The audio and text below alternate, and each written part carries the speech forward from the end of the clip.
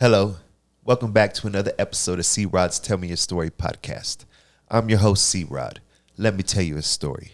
This story takes place back in September 11th, 2001. Location, New York City, New York. Place, a high school now called Campus Magnet, but then it was called Andrew Jackson High School.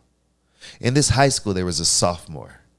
The sophomore was sitting in class when all of a sudden the school went on lockdown. Parents were allowed to pick up their kids. He didn't have a ride, so he hopped in his friend's mom's car. On the way home, he asked her, "What's going on?" She told him, "The world's gone crazy, baby. They're attacking the city."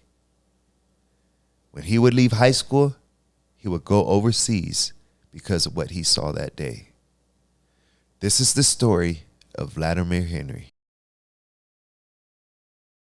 All right, back at you with another episode of C-Rod's Tell Me Your Story podcast. I'm here with my guest today, Vlad. How's it going on, Vlad? Doing good, brother. Doing good. Appreciate the invite. Yeah. So tell the people your full name. Vladimir Henry. Vladimir Henry. Vladimir Achille Henry. The only brother in the world with the name Vladimir, right? Now, there's probably quite a few of us out there, but yeah it's few and far in between, though. Yeah, I can remember you were telling me. How did you get your name? My dad named me Vladimir. So, excuse me. Move the mic a little bit closer to you. All right. Yeah. So, I'm from the islands, man. My background, I'm Haitian and Cuban. And so my dad, when he immigrated here from Haiti back in the day, it was when the refugees, if you get to American soil or to American land or whatever territory, you're safe. You know, like playing baseball, you're safe if you make it to base. So he made it. So and then he went by way of New York City. And then, started doing the odd jobs, not knowing a lick of English, none of that stuff, just like getting by however he can. So at this time, remember, I'm there, I'm my parents' fourth kid. So all the other three was born in Haiti, before me. So when my dad got here, man, he just stayed focused. And because if he didn't,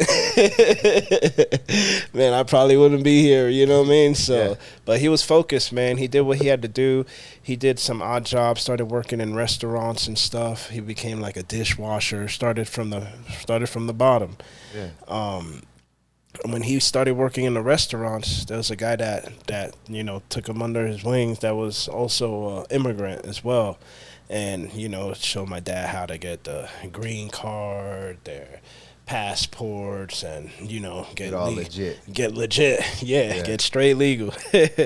And then from there, he was able to marry my mom and get my mom to come with all my brothers, from the islands, so he was focused and he stayed on track. So as soon as he was able to get my mom to come, like by this time, like several years have passed, because just the process alone, visa and green card and submitting everything, and so just the process alone is forever. For each step is a process in its own. So like years gone by. There's no visiting. I understand. None of the above, and that's it. He made it happen. He went back, got my mom, made it happen, came here, and then boom, I was being born. Around the time I was being born, the guy that helped him out, that took him under his wing, showed him the ropes, he turned out to be the Russian chef, the guy, and, by that way, my dad became a chef as well. Oh, okay. Later on. You taught him how to cook and stuff? I guess, yeah. Okay. Well, he knows, and a lot of what he knows, they put it together, and made it happen, So, my dad became a professional chef too, and worked at numerous places. I think I still got some poundage on me because of it, growing up through the years. So, But yeah, so he ended up naming me Vladimir after the guy that Russian chef. the chef that Took him under his wing. yeah, we've never met each other. You Yeah, must have really looked up to that guy. he did. He did. You know, the loyalty. You know, island folk is different. You know, they feel like, you know, like not like it's owed to you, but just the loyalty. You know, just hey, you looked out for me, man. I Appreciation. yeah, appreciation. There we go. Yeah, So that's like, the word. so your dad, when he came over here, did he like do the rafting, or how did he get to the island? Like, Yeah, man, it goes back. I've heard stories. You know, it had a great deal. You know, I had my uncle, super crafty guy, business guy. Look up to him, smart. You know, successful.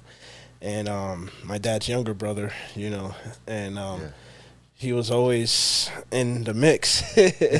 So he was able to get my dad to get on the ship or whatever. I think he worked on the boat or on the ship or something, and got my dad to sneak on, and you stuck know, your dad on the ship? like yeah, you know, he like, hey bro, you know, is take it or leave it. You know, don't let the ship sail. So so excuse me, let me take a So he sip. comes on. Your dad comes, sneaks on the ship with your uncle. They come here to America. He gets a job as a dishwasher, and he meets a guy, a Russian chef, and the Russian chef takes him under his wing, teaches him how to get the green card and the passport, and teaches him how to cook. And then he's here for a few years, trying to stay focused so he can send back for your mom and your brothers. And then he finally gets y'all back here, and he becomes a head chef, and little Vlad's born, and he decides to name him after the guy who helps him out, correct? Yep. Yeah, it's crazy. That was loyalty, man, appreciation. That's how little Vlad came to be. Huh? Yep. Where were you born at? Brooklyn, New York, Caledonia, Brooklyn. Caledonia Go Hospital. Yeah. Word, Brooklyn, New York. I was raised in Brooklyn till about like 8, 9 years old or so, and then we moved to. Do you remember growing up at that young age? What's Yep. What's your earliest memory? Man, I can remember that was the first place I lived. I remember living was in Brooklyn. I was raised there till about like 8 years old, I think, 7 or 8, and then and then we moved to Queens, New York, Jamaica, Queens, and that's when I grew up. Because we ended up leaving New York when I was 18 or so. Moved down to Florida, and that was my adult life. So that's we'll get to that. I mean, all the way up to 18. But you're basically from New York, yeah. New York, So I was born and raised in New York City, high school and everything like that. What's it like growing up in? So like people like all over, they hear New York. You're like big old massive city, and you know you see see it on TV and the movies and all the people walking. What's it like growing up in New York? So you know, growing up there, you didn't know that. I didn't know anywhere was any different because that's all I knew, you know. So I didn't understand that. It was different. Yeah, it was just, you know, it was super go-getter mentality. It was all about the hustle and bustle, the being on point. Even as a kid, even, you know, having to be used, like, let's say public transportation, stuff like that. You're always on the move. You don't want to miss the bus. You don't want to miss the taxi or the, you know, whatever it is that you're about to travel with. Because it's all about time. The New York minute. Everything is. You got that saying from somewhere, right? Yep. It's all about that. So. So it's like a fast-paced life. Super fast paced, man. Growing up was quick, man. It happened. It feels like it happened in a New York minute, for real. Thinking about it, it was just real tough and rough. Thank God I was raised with a 2-parent household, so you know, makes a big difference, doesn't it? Yeah. Well, you know, that's all I know. So, but having that, you know, compared to others, you know, what I've seen is like, it is a big difference. No, for sure. Having 2 parents in your home is great difference from a lot of people that grow up with a single mother or father. Yeah. Sometimes it just takes two to make it easier, Yeah. Man. But so what kind of were your parents? Were they mean? Were they nice? What kind of parents did you have? What's we heard about your dad. What's your mom like? Good cop, bad cop. So good cop, bad. Good cop, bad cop. My mom. I was raised in the church, with along with my younger sister. I got a younger sibling, my younger sister. So together, my mom and dad has five children. Oh. 4 boys, and then my sister. My mom kept on going until she had a girl. Oh, wow. So it was boy, yeah, girl. I thought about doing that for a boy, but because I have 3 daughters, but I'm probably gonna end up having another girl. That's it. Yeah, but man, she got it. She got lucky. She got my sister. Okay, so is she roughneck. I guess she's a determined lady. Yeah, yep. Yeah. Oh yeah, determined is definitely the word. She was all about church life, all about church, all about not wanting us to be in the street and stuff like that. It was pretty rough in a seven person household, 2-bedroom apartment. That was in Brooklyn. That was before we moved to Queens. Yeah. It was tight, 2-bedroom, 1-bath apartment, super tight, rough, From Brooklyn to Jamaica, Queens, it's not an upgrade. Not too much of an upgrade. Yeah, so who was the good cop and who was the bad cop? My dad was always hustling and bustling and always gone, like coming in late, out early in the morning. Coming in late at night, not too much. So all the suspensions in school and fights and all that, my mom handled all that. So it was my mom. So I guess that's the bad cop, the one that did the whoopings. The disciplines. Yeah. Did you get whipping? What? Did we? Kids don't get whipped. Man. That's like a fake thing nowadays. Kids getting whippings, Yeah, that's like a mystery. That's like just a story, like whippings. Man, I was growing up, you could get whipped by your neighbor. If you was outside messing around, your neighbor come outside and whip your ass and send you home. Yeah. And you get another ass whooping when you get home. Yep. And you better not tell. And you better not tell. Like, go tell as if they did something wrong. Yeah. At one time, when I was a kid, I was I don't know why I was doing this, but I had a shovel. And it was like 2:00 in the morning, and I had this shovel, and for some reason, I went out on the road and started banging this shovel on the road, and it was just being a heathen. Yeah. And guy came out, took the shovel away from me, whipped my ass. Then he knew my dad, my stepdad, so he called my stepdad. Mm-hmm. Came and whooped my ass again. He said, "Why you gotta go to work? You don't know about going to work." But I guess that's what's wrong with these kids nowadays, because that stuff doesn't happen. We used to be a closer community. Yeah, for sure. But so your dad's all hustling. Was he like did he ever talk to you? Did you ever spend time with him, or what was he like? Yeah, we did. So he had like his favorite aunt that we would go to. So my dad have 2 kids outside of my mom. So my dad has 7 children in total. Wow. He has 5 with my mom. Yeah. And 2 outside. So my oldest sister is not my mom's daughter. She lived with my aunt. My dad's first child. And he would always go see her on the weekends and stuff like that, and I would always ride with. And, man, I used to love those rides, man. My aunt lived in Bushwick. I lived on Flatbush, Flatbush. The drive, or is it a... Yeah, that was a good drive, a good drive away. Just going through the different neighborhoods and stuff like that. It always felt like you was getting out, and, like, for some reason, like, when when the building stopped, there was the cemetery that we go by, and I was like, yep, now we're leaving like the super hood with getting out the hood.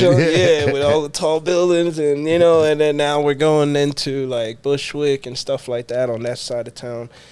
And yeah, or just get on the highways and stuff, just driving with my dad. That was the best part. I was able to drive young, very young. So my first car was at like 15. I call it my first car. My dad had a Jeep.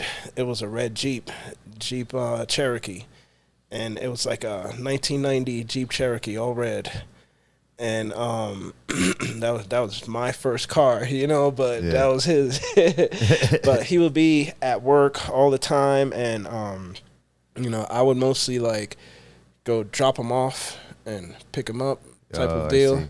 So that was how I got to drive around while he's at work. The cars, yeah, and me and my brothers, or take my mom to church all the time. So it's like I had the street life, and because I was forced to go to church and stuff at the time, I was like, man, we gotta go to church, like, man, you didn't want to go as a kid, like, all right, let's go, you had no choice and stuff. Yeah.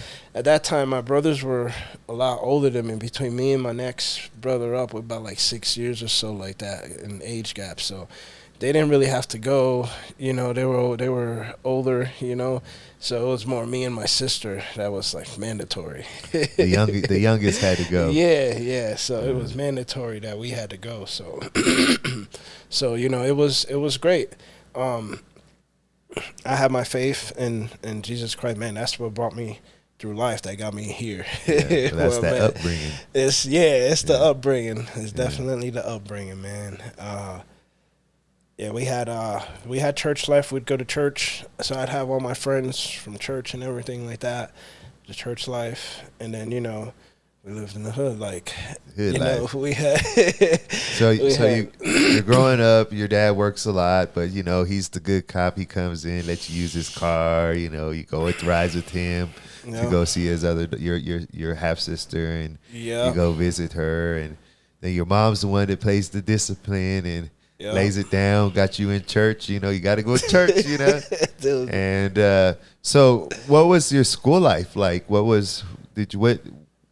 mentioned, in the hood and stuff. Like, what was high school like for you? What if I went back and I found one of your classmates and I said, somebody you grew up with maybe in those times, and I said, what kind of guy was Vlad in junior high and high school? What kind of teenager was Vlad? What would they say? And so there was a transformation, that happened from like elementary into junior high into high school, like the beginning part of high school. So, I started school in Brooklyn, of course. Yeah. Brooklyn was Brooklyn, man. It was like getting into school was like trying to catch a flight at the airport at JFK. Wow. Secured, top-notch security. Checking bags and, all that. You ever seen the movie Lean on Me? Yeah. High school was kind of just like that, man. Not too Dangerous Minds. Not too different. Yep. Yeah. I can remember those days. Not too different, man. Definitely not different at all. I was Mr. Third. I was born in '86. I just turned 37 last week, July 5th. Young buck. Man, yeah. So being raised in the '90s. Going through school and stuff like that in the 90s, early 2000s, that was, being raised in the, I was raised in the 90s. I was born in '86, so. Yeah, you talking about, so. 90s, or you're referring to like gang banging. Gang banging, everything. Yeah, 90s was a brotherhood. Lot of gangs. Yeah, it was brotherhood. So, back to the question of how was school life and everything like that. Being part of the brotherhood in the neighborhood that we lived in, the older guy, the older brothers, there was just like, stay focused in school. We don't want to see you out here being no drug dealers or, stick up kids or, like robbing people or anything like that. So, our focus was to stay in school. They literally would want to see our report cards if we don't do good, we slap box, you Oh, know, really? and like, See, tell me Yeah, about like you a little remember any kid. times you had to slap box? Or yeah, I had a slap box one time. What with happened? with my big bro? Cause I forget what it was. I think I got in trouble at school or suspended or something like that, and got into like a crazy fight or whatever. And he found out about it. Like he was like, "What was it for? Did it have anything to do with this or that?" Like, let's go, 55 seconds. Oh, whoop that ass. Man, yeah, it's ultimate slap box. You know, bigger brother versus the younger. Yeah. You know, open hand. So not At least too, they didn't. At least they could have been giving you packages the whole instead. yeah, you know, it could have been like that. So good thing that it wasn't. So, but there was growing up at that time. It's crazy. We're all island. So, being raised in the hood, right? It wasn't too many white folks. A lot of the white folks that you encountered was cops, teachers, bus drivers, like, you know, the transit, you know, and stuff like that. Like, Yeah.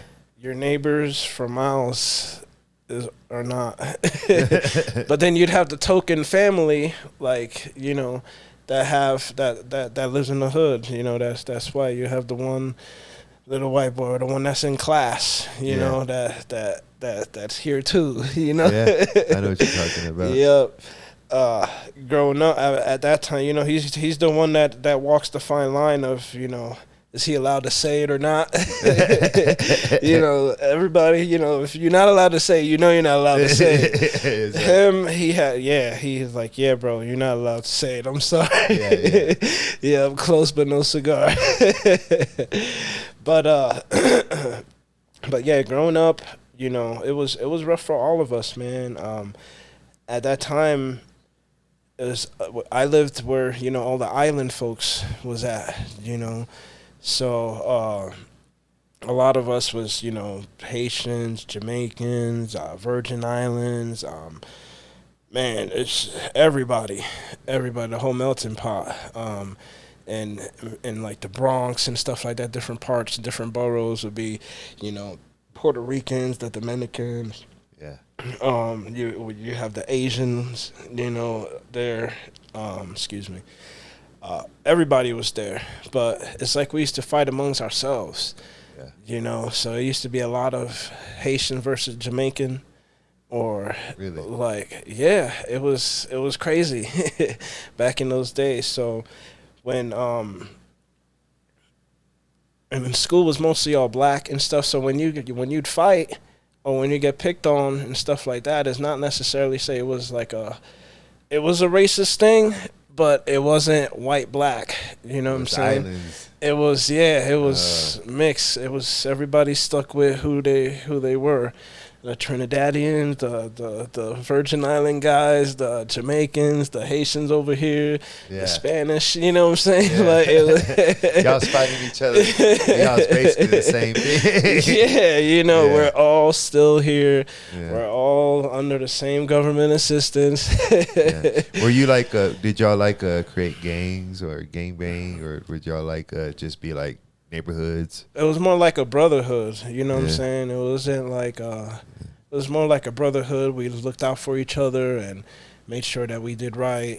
You know, we'd help the elder ladies that is pushing the carts coming from Seatown from back in the day. That was like a Walmart or King Soopers here. You know, on the East Coast there's Publix, in the South. South we got Kroger's. Piggly Wiggly over there. Yeah. I get what you're saying. Man, I remember the first time I heard of a Piggly Wiggly. I had a close homegirl of mine that moved to the South, and this was later on in life when I joined the military. I was down in the neck of the woods and met up with her, and I heard her say Piggly. I was like, what the hell is a Piggly Wiggly?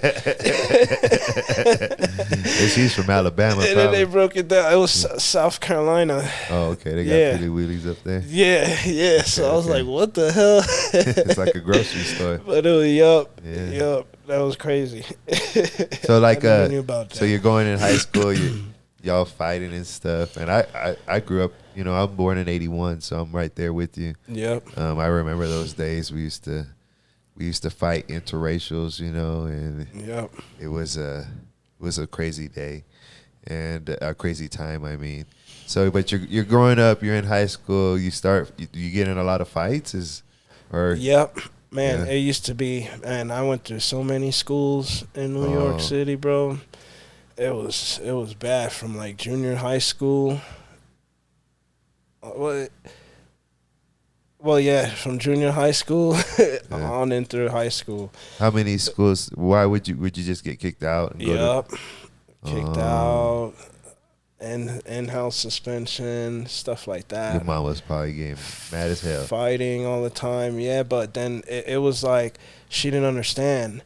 Yeah. It was like, I got to defend myself. Of course. You know, I'm coming to school and, you know, these dudes are like, oh, the Haitian dude, you know what I'm saying? Yeah. It's like Trying to bully you. Like, yeah, I'm like, yeah, I'm a Zoe, what's good? You know what I'm saying? Like, what's good? It's not, I'm not about to, you know, I always had a fighting spirit. I always had the underdog or against bullies type of attitude, you know, so I was always fighting, you know, I was always not backing down and, you know, or helping another, you know, helping somebody else out or protecting people. Yeah. From a young age, it was always like that, man. Our brotherhood was tight or, you know, anybody that really needed help, you know, that anybody that was getting picked on or that was against getting jumped or. Did you finish high school? Yeah, yeah. So how did you accomplish it? How were you able, did you just say, fuck, I need or did you say, like, I just got to finish school or? Yeah, like, well, how'd that work out? So my 18th birthday, my birthday is July 5th. That was a week ago. Yeah. That year, I think it was 2004, we ended up moving to Florida. And I ended up being able to finish in Florida because now that's a whole different world, a whole different life. Now that starts my 18 and up life. Yeah, what part of Florida? We moved down to Central Florida. Kissimmee is right outside. That's like, it's Orlando. You know, like that's where Disney World is based out of. I worked at Disney before when I was younger. Why did your family decide to move to Florida? My dad got an opportunity down in Orlando, Florida at the Gaylord Palm Resort. Yeah. And our family was able to move. Did all your family move or just our household? So and your brothers? My dad and his wife and his kids, and you know his kids that he had with his wife. So me, my brothers and I, and my younger sister. Yep. Were you like, it's hot down here? Oh yeah, man! It was a whole new world, bro. A whole new world. But before then, so there was the street life or whatever, but then there was church life. So, you know, I have my church brothers and stuff like that too. And really, you know, we're still really close and everything like that, you know, kept in contact throughout the years, you know. We was in the whole street racing life, you know what I'm saying? The street cars, I started driving early. So, you know, young boys that have engines and can move fast, love that. So you street raced? So we street race and stuff like that. So is this in Florida or in New York?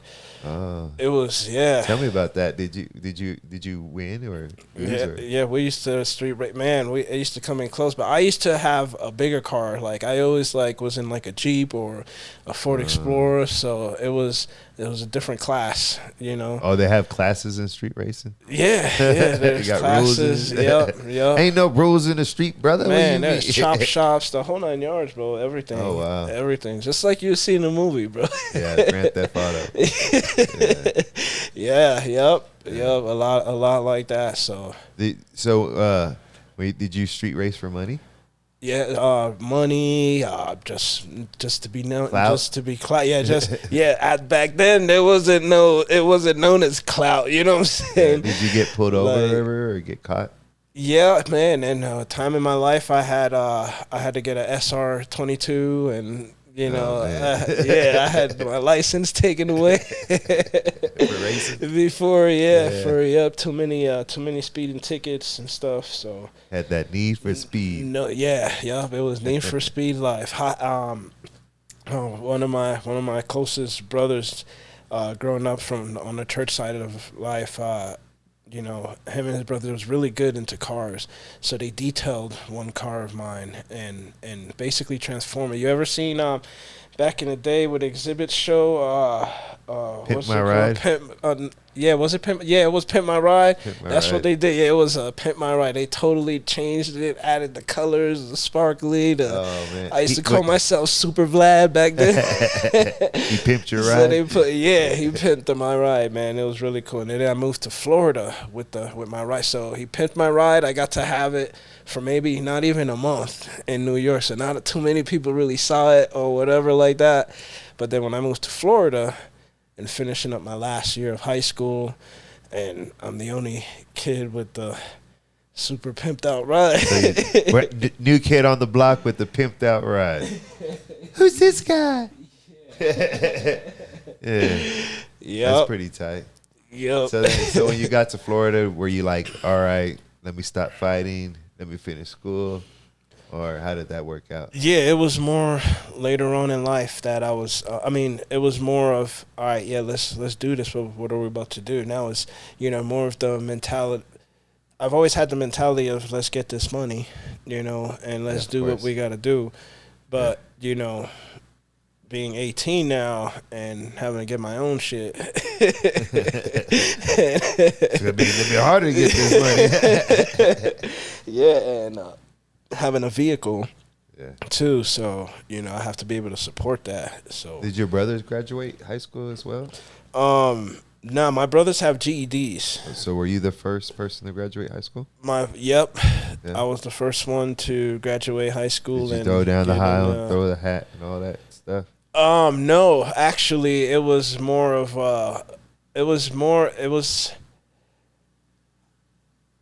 So I joined him. I ended up joining the military when we got to Florida at 18. When I was 18 years old, you were still in high school? I joined. I was right in the nick of it. So I was in an alternative program. Oh, I see. Because going from New York to Florida, school credits, stuff like that is different in my age now. Yeah. So I was in an alternative program.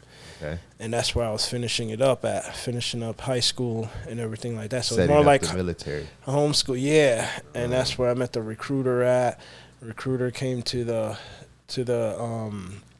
our classroom, and I remember first when he walked in, he was like, "Oh yeah, y'all a bunch of knuckleheads. I'm gonna get at least half of y'all in the military." You know what I'm saying at the time? Y'all a bunch of knuckleheads. Yeah, we're gonna get you in there. And then Was it what branch? Army. I was in the national. When I first joined, I did a large portion of my time in the military in the National Guard. Okay. And then I switched over like about midway into the reserves. And that's when I changed my job and everything. When I first joined, I was combat arms. I was 11 Bravo Infantry when I first joined. So a National Guard recruiter walks into your alternative school and he's like, bunch of knuckleheads. Yeah. I'm about to line you out. He came in, just our attitudes and. And how did he talk you into? Were you like interested from the get go, or were you like, who the hell is this guy? Yeah, who the hell is this guy? Like, what did he say to you? Get out of here, bro! Like we ain't trying to hear none of this shit, man. Like get the fuck out of here. With that New York mentality, like nobody's trying to hear none of this shit, bro. Like. What did he say to you to change your mind, or did you go home and sleep on it? Or how did you change your mind? Yeah, just him pressing on, and he was a Dominican cat from New York as well, from the Bronx. So you could relate. Yeah, so he can relate and everything. And man, I remember 9/11 like it was yesterday. It happened right when we was in school. We was right in school. It was about like 10 or so in the morning. Like third, fourth period. A lot of our parents or family members worked in the city. And Manhattan, we called Manhattan was the city, Yeah. even though it's all city, you know. But Manhattan is the city. That's the city. Yeah, it's the city. So, you know, a lot of parents or close relatives or friends, they worked there, and so, you know, man, the city was hurt. I remember it was like the soul was taken out of New York. Where were you at when were you in? So you were in school, and I was in gym. They announced it on the intercom, or? Yep, I was in gym class. We didn't know what was going on at first. They just was like, school is on lockdown, nobody could leave and stuff like that.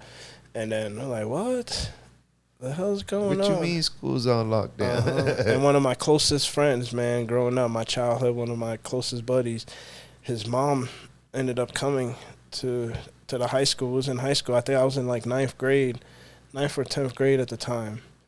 And then she ended up coming to pick him up, and I was like, can I leave with you? Like, is it okay with your mom and stuff? I was like, they'll be all right. Like, come on. I was like, come on, Miss Willow, you know, let me bounce with you. I don't want to be here, you know.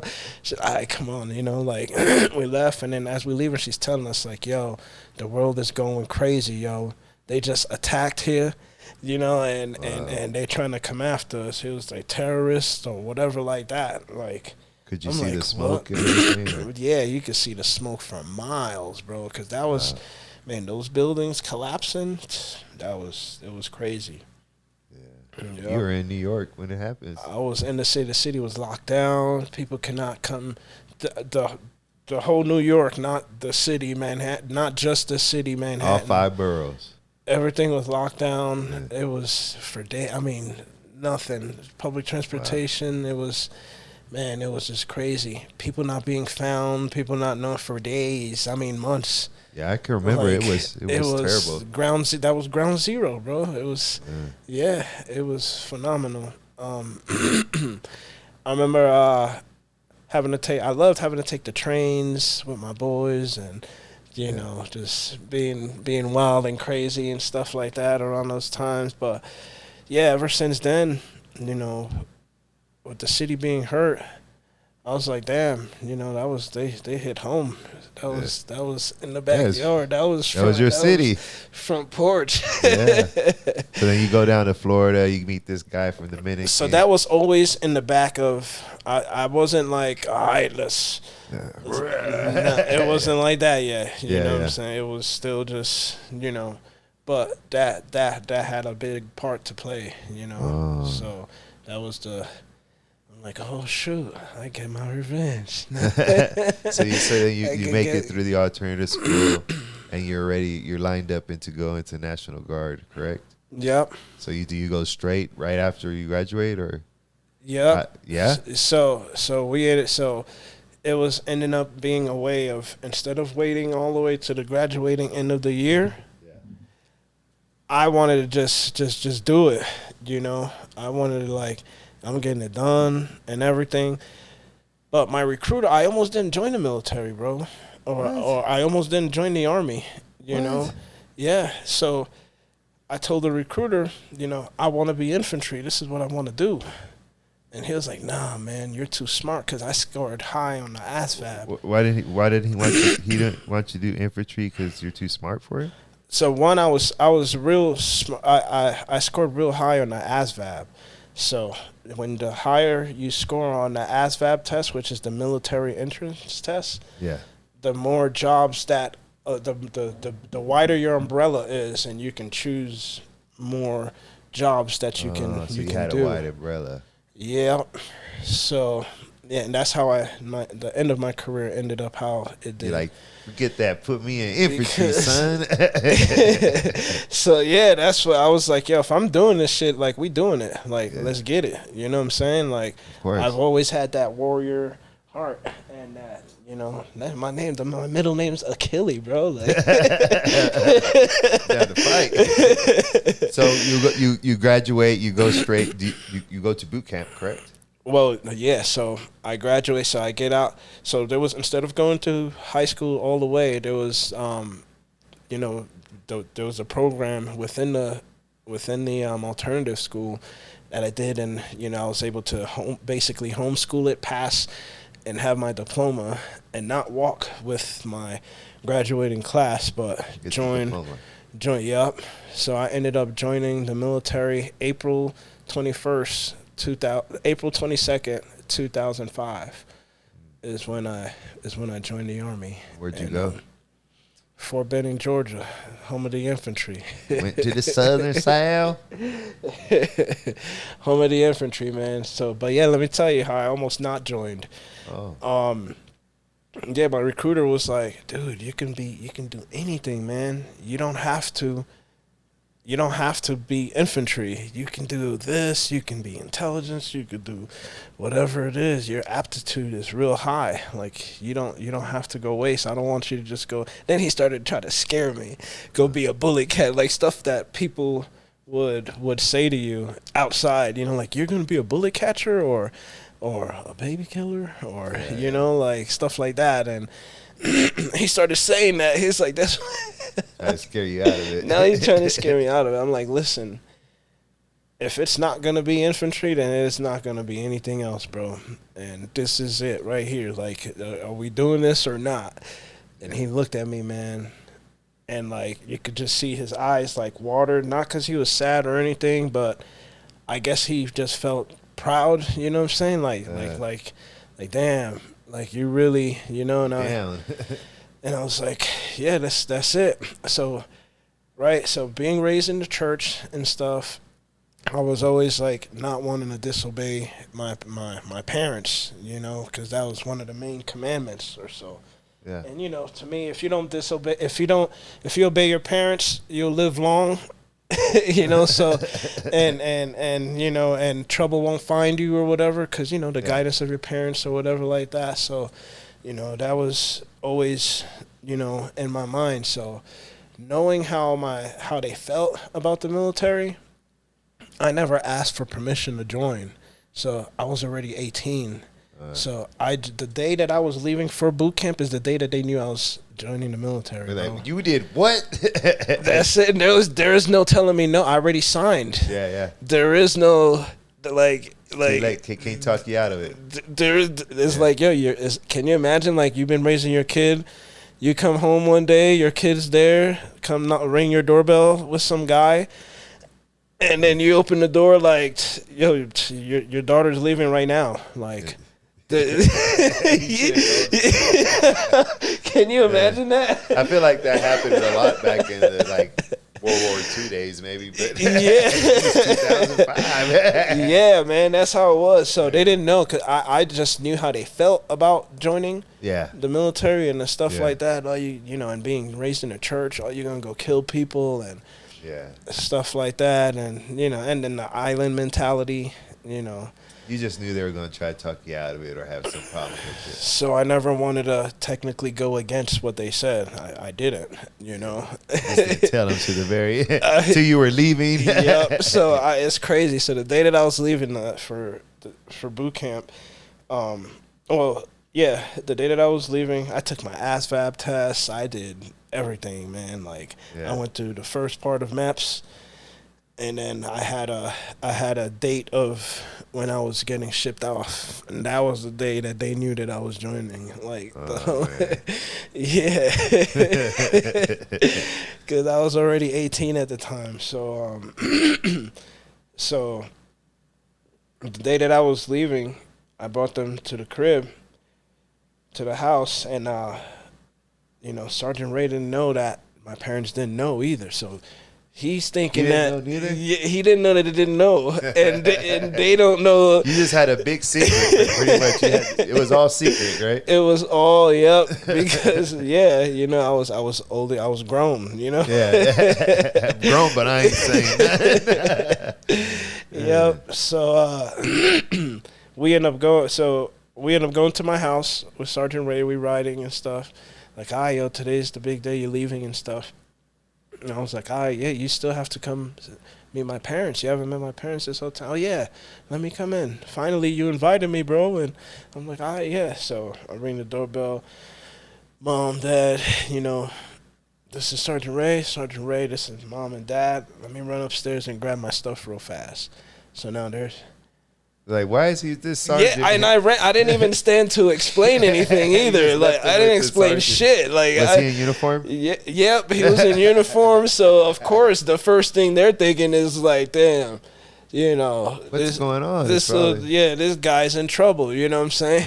Like, who's bringing you home? You know, and yeah, so they start talking, and you know, my mom is super religious. You know, all about church. And then Sergeant Ray was a youth minister. So he knew the word, and, you know, he was like a preacher. You know exactly what to say to her. Oh, man, yeah. Man, it was good, too. It was a good debate, too. It was a good, like, 30, 40 minutes. Oh, wow. You know, my mom is like, you know, not understanding, you know, you're going to come tell some island lady that you take, like, your kid is gone? Like, yeah. I'm going to try and hear it. Yeah. Like, were they angry with you? Yeah, first, because, you know, the way secret, you know, the way it went. But, you know, my dad understood. My dad, you know, good cop. Yep, good cop. Good cop. Yep. Well, be safe, be whatever. You got our support, you know, or whatever. Like he's going. He can't, you know, he can't.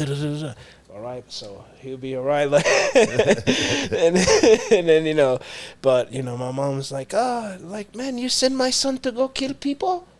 Like, you know, what's going on? Yeah, like, no, that's not okay with me. You know, you can't send my son to go kill people. Yeah. Okay, that's no good. Okay, he's gonna go with the devil. Okay, if he kill people, like man, like, you know, get it with the whole accent, man. My parents have that strong accent, bro. Like that Caribbean accent. Yeah, I mean, yeah, you're gonna be like, huh? Like, if you ever, my mom, you'd be like, what? Yeah, he was probably like, but a good thing he was a minister, so he was able to debate with her.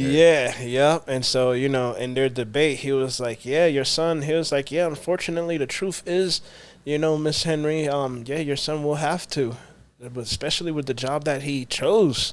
You know, so not only did I join the military without them knowing, the job that I'm about to go do in the middle of war, you know, I joined in 2005. You know, like right in the beginning, middle, not even middle yet. Like, it was like it's the right in the middle, beginning of middle, and boom, it was crazy for them that day. It was devastating. Like, hey. Yep, your son is gone. How did you? So you go upstairs, grab your stuff. They take about 45. Were you just sitting there quietly? I'm just on the balcony, just looking down there. And shit, you planned that. You bring that man in there on purpose to get you out. I'm like, hey, you didn't meet my parents yet. Like, yeah, all right, this is when they're gonna know that I'm doing. I'm gonna use him for a scapegoat. Yeah, that's it. Like, they can't tell me I can't go. So where does he take you from there? Airplane, bus, or? No, he takes me to the hotel, to Maps. This is where we gather up. You know, so. Back then I had hair too, you know, and man, you know, we're all there. It's like we should have took a before picture and then and cut your hair off. A week from there, man, just like you see, just like the movie, just like you know, the boot camp part of a Full Metal Jacket. Yeah. Man, same thing. At that time, yeah. So it's crazy. When I went through, my group that went through, I think we were like the second. I think there was like one more crew or maybe two more groups after us to wear the BDU, the old school green, you know, camouflage uniform with the black boots that you have to shine. Which these new cats don't know nothing about. They don't do that anymore. They don't know nothing about that. So I was like the last of a dying breed, you know. The last of the real G's. Yeah. So when you came to boot camp, they was allowed to put hands on you, in your face, all types of words that you never thought you heard. Like, man, I'm from New York. I heard it all. Like, no, you know. They make new cuss words for you. It was a rude awakening. This is when I got racism smacked in my face. Oh wow. Coming down to the South. I joined the military in the South. Yeah. So yeah. Was it like informant? You know, you pulling up on the bus, they're all get off the bus, let's go, da, da, da, screaming Shark at you Day. type stuff. Yep. Shark Attack. Is that what it's called? Shark Attack. So they don't do the Shark Day. Attack no more, though. No, they're not allowed. Now you get a stress card. If Sounds you feel, stupid. if you feel like they're being too like whatever, you can be like, "Here's a stress card. You're stressing me out." I was gonna be a drill sergeant too. I was gonna do like a tour in a drill sergeant, but yeah, it got too soft at the time that I wanted to do it, so I just continued on. So Shark Attack. Tell me about it. I was just listening to this today, and it's what. So they're just basically trying to see. Yeah. So this is your right? first. Oh yeah. Yep. So when I went through at my group that went through, it was high stress, high speed, everything go all the way. You know, like there was no taking it easy on these infantry guys. These are going to be lean, mean fighting machines. Like, yeah. So describe it to me. It was going to be so Shark Attack Day. That's when you're going to get to so you're going to get to you're going to get to the big station, right? You get off the bus or whatever. You're going to go to the reception. The reception is what they call it. When you're in reception, they start putting you guys in group. It's like cattle, bro. Like you over here, you over here, you over here. If you rode next to somebody, you probably never see him again. You know. Excuse me. Yeah, you'll probably never see him again. You know, or whatever like that. They go to you here, you here, you here, you in this bunk.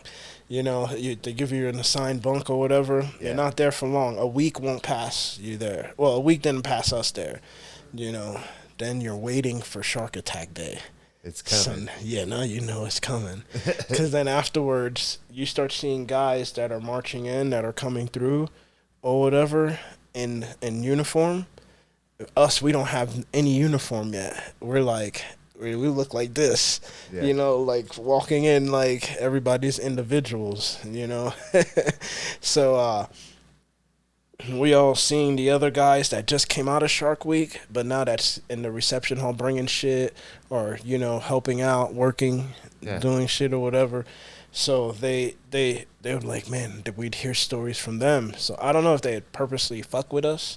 You can't wait to Shark Week, you know. Yep, Shark Attack Day, right? So, man, on that morning, early, like 3:30, 4 o'clock, with these cattle buses came. And we packed nut to butt. That's what they called it. Nut to butt? Nut to butt. We got to pack the cattle buses nut to butt. That means there is no space. You got all your shit, and you're like, it's just like a cattle. No, hell no. You're like standing up, and you're like, you don't have to hold on because everybody's packed, so you're not going to fall, you know? So, yeah, because, you know, they try to get like at least 80 motherfuckers in the fucking, you know.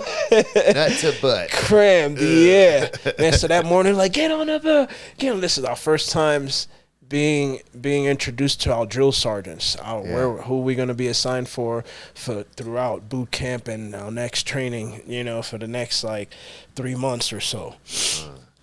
Man, this is when we meet our fairy godmothers. But yeah, man, it's like, all right, get on. They start yelling, get over here, get on the bus, like yelling in your face and shit. As soon as you start getting off the bus, that's when it's like, oh, you better not spit on my grass. You better not touch the grass. Do not let none of your bags.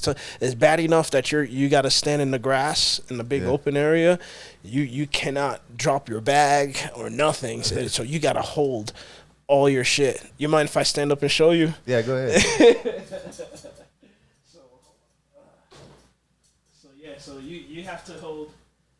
You have to hold all your shit, right? So you got a bag on you, a big ass duffel bag or whatever. So in the reception, before you get on that bus, you get assigned all your uniform, your boots, your everything that you're gonna have. Okay, yeah. So now you got the shit that you came with. So you was nut to butt with your bag. So so everybody's like crammed in there, like, you know, whatever. So you could get off. You know, you have a book bag or whatever you have. You have a book bag on the front and on the front of you and on the back of you. Yeah. And then you have all your shit, and you can't. So the drill sergeant's like, you better not drop none of your shit on my fucking grass. Like, you better. So you're just standing there. So you standing there, and then you're there for like an hour, 2 hours go by. And it's in the fucking Georgia, you know? Yeah. And it's like, fuck, and it's May 17th is when I went through, so it was like May 23rd or something, hot as fuck. You know, like, I mean, like, in the middle, like, humid, and it's dripping. And then I can't, like, wipe my face. I got all this shit on me. I can't wipe myself. I'm dripping, you know, sweat. I'm like, fuck, like, they're like, you better not move. They don't want to see nothing. So you stand there. They'll be like, you better not lock your knees. If you lock your knees, you'll collapse. You know, so you'll have to just bend your knees slightly so you can stand longer. Oh, God. Don't lock your knees. Yeah. So you have all that shit. So I'm standing there trembling. What I liked, every time that I was about to quit or give in or something, somebody did it right before me. So I got to see what would have happened to me if I had did it right before. So I'm like, damn, I'm standing there. I'm like, man, I can't hold this shit. It's torture. This is like one of the first time. And somebody just let their bag go. Who the fuck? All the drill sergeants just like came like, just like, man, you see this kid like not knowing. Me too. You know, like, yeah, because you know we don't know yet. And then and then another kid. Hey, give it your mic. Yeah. And then there was another kid. He spit. Oh no. Man. Why would you spit? He spit on the grass. Just like pick that shit up and put it in your pocket. What? How do you do that? Pick it up and put it in your pocket, yo. Did he try? Yeah, he had to try. He had to pick that shit up and put it in his pocket, bro. I was like, these guys are not serious. What's going through your head? They're all yelling. I'm like, this can't be like this for real, bro. Like, it's boot camp, man. Like hardcore. Yeah, at that time they were allowed to put hands on you, you know, like they was allowed to, you know, because if we would act up, thinking that we're from the street, like we're big and bad, and you know at that time we're not soldiered yet, you know, so we still got to be broke down and then transformed. So did you drop your bag? Nope. Like I tell you, every time when that person dropped his, I just got brand new strength. I was like, whoop! Like my Do people quit? It's not like you know, like how you see on TV and when they can go ring a bell. Yes, and be like, no. That's a different type of training, isn't it? That's more of the special operations. Yeah. So that's more when you get into the elite forces throughout all four of the all five of the branches. So how long after you're standing there holding your bag, do they find it? Does it keep going, or do they let you? Yeah. So I was holding it for a while. So my last name is H. And everything is alphabetical, you know, it's Henry. So I'm H, so I'm kind of in the middle of the line, you know. Man. Like I'm in the middle, so that help out. So the guy that has a W, like a Tamora or something like that. Yeah, like a W, or like if I was like Vladimir Walker, you know what I'm saying? Like you gotta wait all the way at the end of the line, you know. I was H, so I got to move to the next step and have to wait till the last person gets through, and then you know, so I wouldn't have to either be in the sun for too long if we was in a line waiting to go in or something like that because of my last name. What's the next step? Well, so that day after they're yelling at us, we're in the sun, we're holding these bags, it's up early, from early in the morning, you know, and then they call us, and then that's when they assign us to our platoons. Each platoon has 3 drill sergeants assigned to them, you know. So how many people? A platoon at that time was about 60 of us or so. Like 60 people, 3 SEAL sergeants. Yep. So in the Bay Area, it was about like 15 bunks on each side. So 30 and 30, you know, 30 and 30. Yep. So it was 60 of us.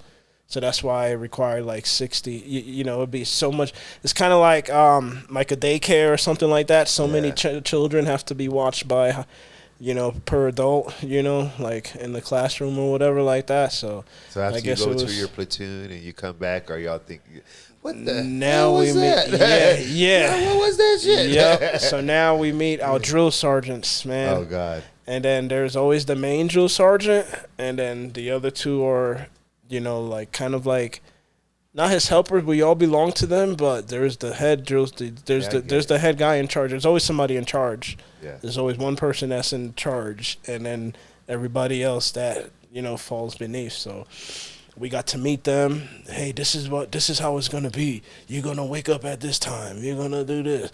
You're gonna da da da da da. Tomorrow we're going for haircuts. We gotta get you fat. Back then, it was different. You gonna get your stuff. Yeah. Back then it was like super cuss words, super. So nowadays they can go, I have a stress card. You're stressing me out. Mm-hmm. Are you serious? You're saying too many cuss words. Oh, my God. Or they can disconnect. Like, okay, I am disconnecting because I feel like, I'm being threatened, and just walk. I feel like that's like weakening our military.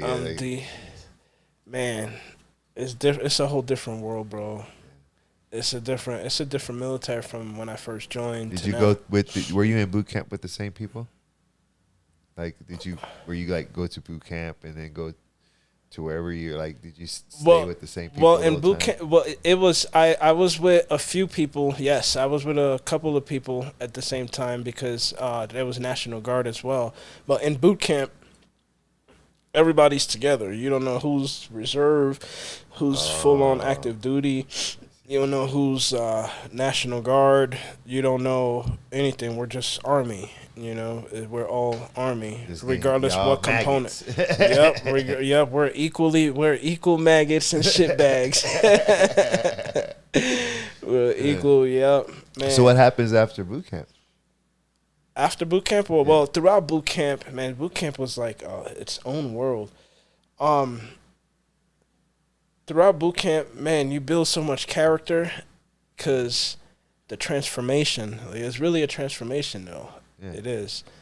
From going in, from being like, oh, you can't, nobody's going to be yelling in my face or whatever. Like, I'm going to take that stuff. Street Street mentality, like, come to my face or say it in my face, the street mentality to where, I can blow up exactly when I need to, not just because a person's coming up to me, or something like that. It's more controlled now, like I know what I can do, or it went from, perfect example, it went from, the saying, having a can of whoop ass, and shit, I'm gonna get a can of whoop ass or whatever. Now, after going through boot camp and becoming disciplined, it's like a jar of whoop ass. A can, think about a can of Coke or Sprite. Once you open it, after a while, you gotta let the whole thing out or not. You know what I'm saying? It's either because if you don't drink it, you're gonna end up throwing it away because it gets flat or whatever. When you just open it, if it's shaking or whatever, it could go and be everywhere. No control. I got a can of whoop ass. Oh, say that in my face or whatever it is. You're just ready to go. Now I got a jar of whoop ass. I can let out as much as I need to, and then put it back and save it for later, and not have to. You're in control. Yeah. It's more like that. You can feel the switch. Like you can know. Yeah, like it's different because you'll be different. You'll be different. So it goes from, man, at first he ain't about to be yelling in my face to where I'm understanding that it is the showing the whole controlling yourself and the whole psyche behind it from day one to all the way through.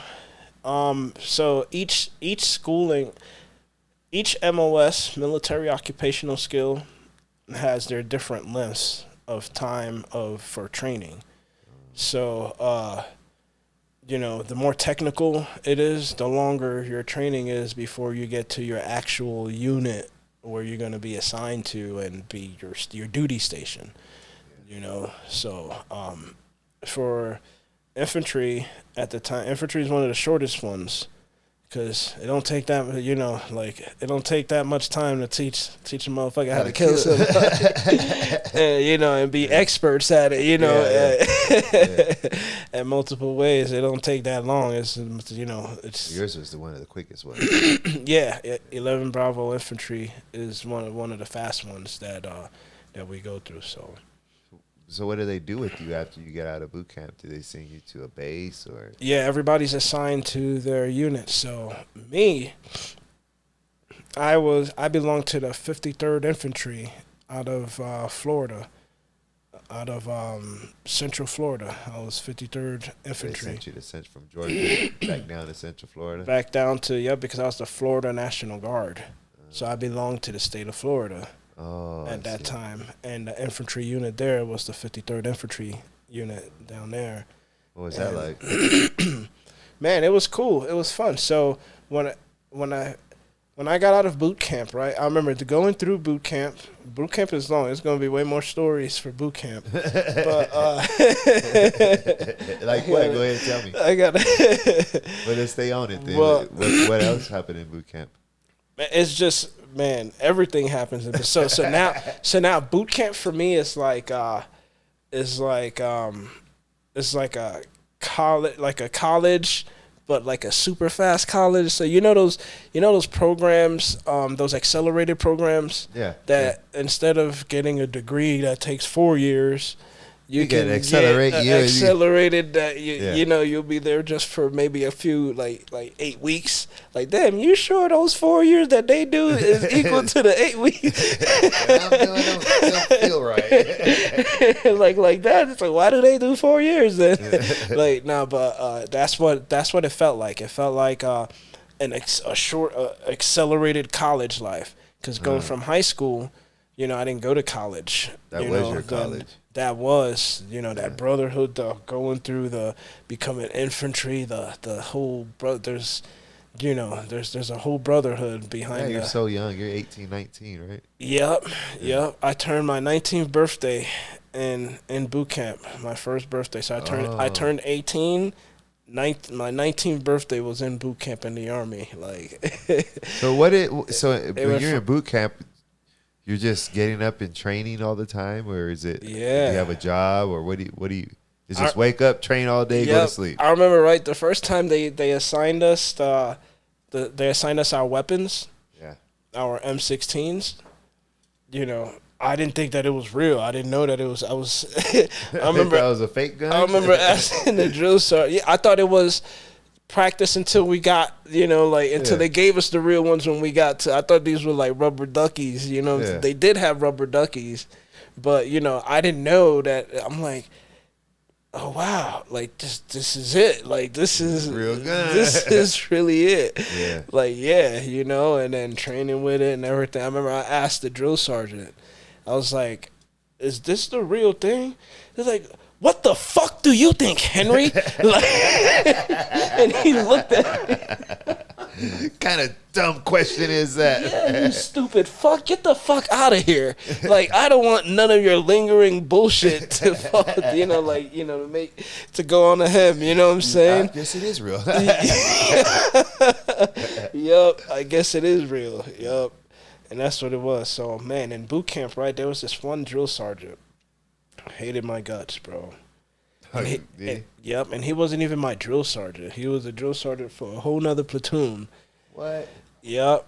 But, because, we would always be in competition and stuff like that or whatnot. And, I was pretty quick and stuff, and I would be talking shit a lot to his guys or whatever. So, he kind of like... if you're a coach, let's say if you back in the day, you was playing against Jordan's team, right?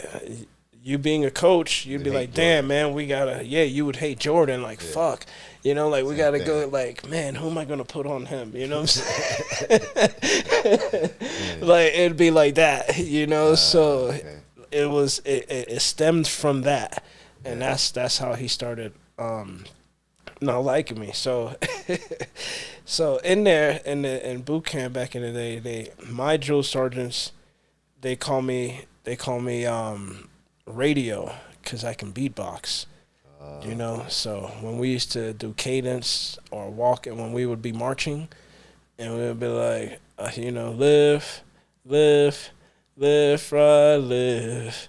Yeah, early to, you know, and start singing cadences or whatever. You know, I would beatbox to it to just, you know, give the guys more of a pep. Yeah, the first time I did it, they couldn't believe I did. I just started doing it when we was marching, and then ever since then. But that first time, I got punished for it, but it was a great punishment. It was like for us, you know. So he was started singing cadences. Was like which cadence was it again? It was like oh mama, mama, don't you cry, your little boy ain't gonna die, and it won't be long till I get on back home. And then as we marched, you know, so I started beatboxing to the cadence when the drill sergeant was singing it. And then we stopped. He stopped the whole platoon. He's like, who the fuck fucked up who the fuck bought that stupid ass street bullshit to my beautiful army singing, you know, like whatever, you know. Yeah. I was like, man, it was me, drill sergeant, you know, and I stepped out or whatever, and he was like, good, keep on doing it. And we was marching for like a good 5 miles. So trying to beatbox. For 5 miles? Yeah, that was like my punishment. but yeah. So when the platoon started seeing that I was, you know, like getting dried out or whatever, then they would clap. So then that was a brotherhood, because now the drill sergeants see that, that they got Henry's back, because I started having that, because I was beatboxing to get their psyche. I like, you know, we're brand new at this. We're only 18, 19 years old, and bunch of kids. You know, like we don't know anybody. This is college. There's no keg stands, no. You know, going out and, you know, literally being with chicks, literally, and then getting ready to go to war. And then they would tell us like, "Yo, look at your brothers to your left and your right. In a year or in 2 years from now, like a lot of y'all won't be alive. You know, like you're gonna go to war. Like you're gonna be in a sandbox. You know, like take this shit fucking serious." And like, so it's like they're training us like, you bunch of dumb fucks. I gotta train you guys to go fucking be bullet catchers, and like there is no turning back now. you know, you like the choice. Yeah, they'll talk shit to us, dude. Like be in our face, man. I remember going through the gas chamber and different trainings. How was that? The man, that was rough. The gas chamber, I was like, no way. Y'all gonna make us go in there and take this shit off and breathe it in? And it was like, they'd smile like, yeah, like, yup. And we're gonna love every fucking moment of it. Y'all gonna have snot going from the floor to your nose, like thick. Did you? And not, yeah, dude, like sniffing in TS gas. Dude, they put us in a chamber, like at least like 15 of us at a time. And then they crack it. And let it just go fill up the room and shit. And I was like, this will teach you to trust your equipment. So they let the room get mad foggy, and then we come in there, and they're like, start turning your heads. 5 to the right, 5 to the left. And then you can start feeling the tingliness when you move because you got on the mask, pro mask, right? And then you got to clear it. You go... If it sucks in, when you cover the hole and it sucks in, that means it's sealed. Yeah. So nothing's coming in, so that's good. So now when you're moving, you can feel the shit. Yeah. So, man, you're starting to feel the tingly on your hands and shit. And then they was like, all right, when we're going to take it off, right, you're going to have to sing. It was somebody's birthday or something like that. We'd have to sing happy birthday to them in the alphabet. Wow. And then say our first name, and then our last 4 of our social, and then we can exit without our mask on. How did you do? Man, not good. Yeah, it was tough as fuck, dude. Like I thought that going through boot camp, I thought that it was just punishment that they would look to do on purpose for us. Like, they would try to do the cruelest shit. You know what I'm saying? Like, I thought that's what it was, but it just wasn't, but that's just part of it. That was just part of it. You know, the whole team building, carrying logs, fucking all of it. You know, shoot, move, communicate, kill, all of that. How bad did you cry when you like running out? Yeah, I was, man, tearing up, crying, red-eyed, fucking can't breathe. Like, just, How hard was it to sing Happy Birthday and do that? It was real bad. A, B, C, D. Yeah, I'm trying to, and it was only just to make sure that we can inhale it or whatever. So, and that's what it was. But yeah, it was like a quick, not the whole song, Happy Birthday, you know. Yeah, I get it. Happy birthday to yeah. A, B, C, D, E, F, G, H, I, J, K, L, M, N, O, P, Q, R, S, T. I didn't fucking hear you say that shit again. Start after P. Like, what's immediately after P? You know what I'm saying? Like, when you're thinking about the alphabet, you just know how to sing that. Like, what's immediately after P? And, you know, while we're going through that, our minds is not thinking like what is after the letter P, and has a lot of stress. High stress, high speed all the time. That's my platoon. That's what we were the whole way through. So everything was always like the utmost, like the hardest. You know, learning the infantryman's creed, the soldier's creed. What is that? All of that. That's like a creed that. They say, you know, when they they say they brainwash us and they make us say shit. You ever seen the Full Metal Jacket, the beginning? And he was like, all right, it's about to be lights out. Pray. And they go, this is my rifle. This is my gun. That's the creed.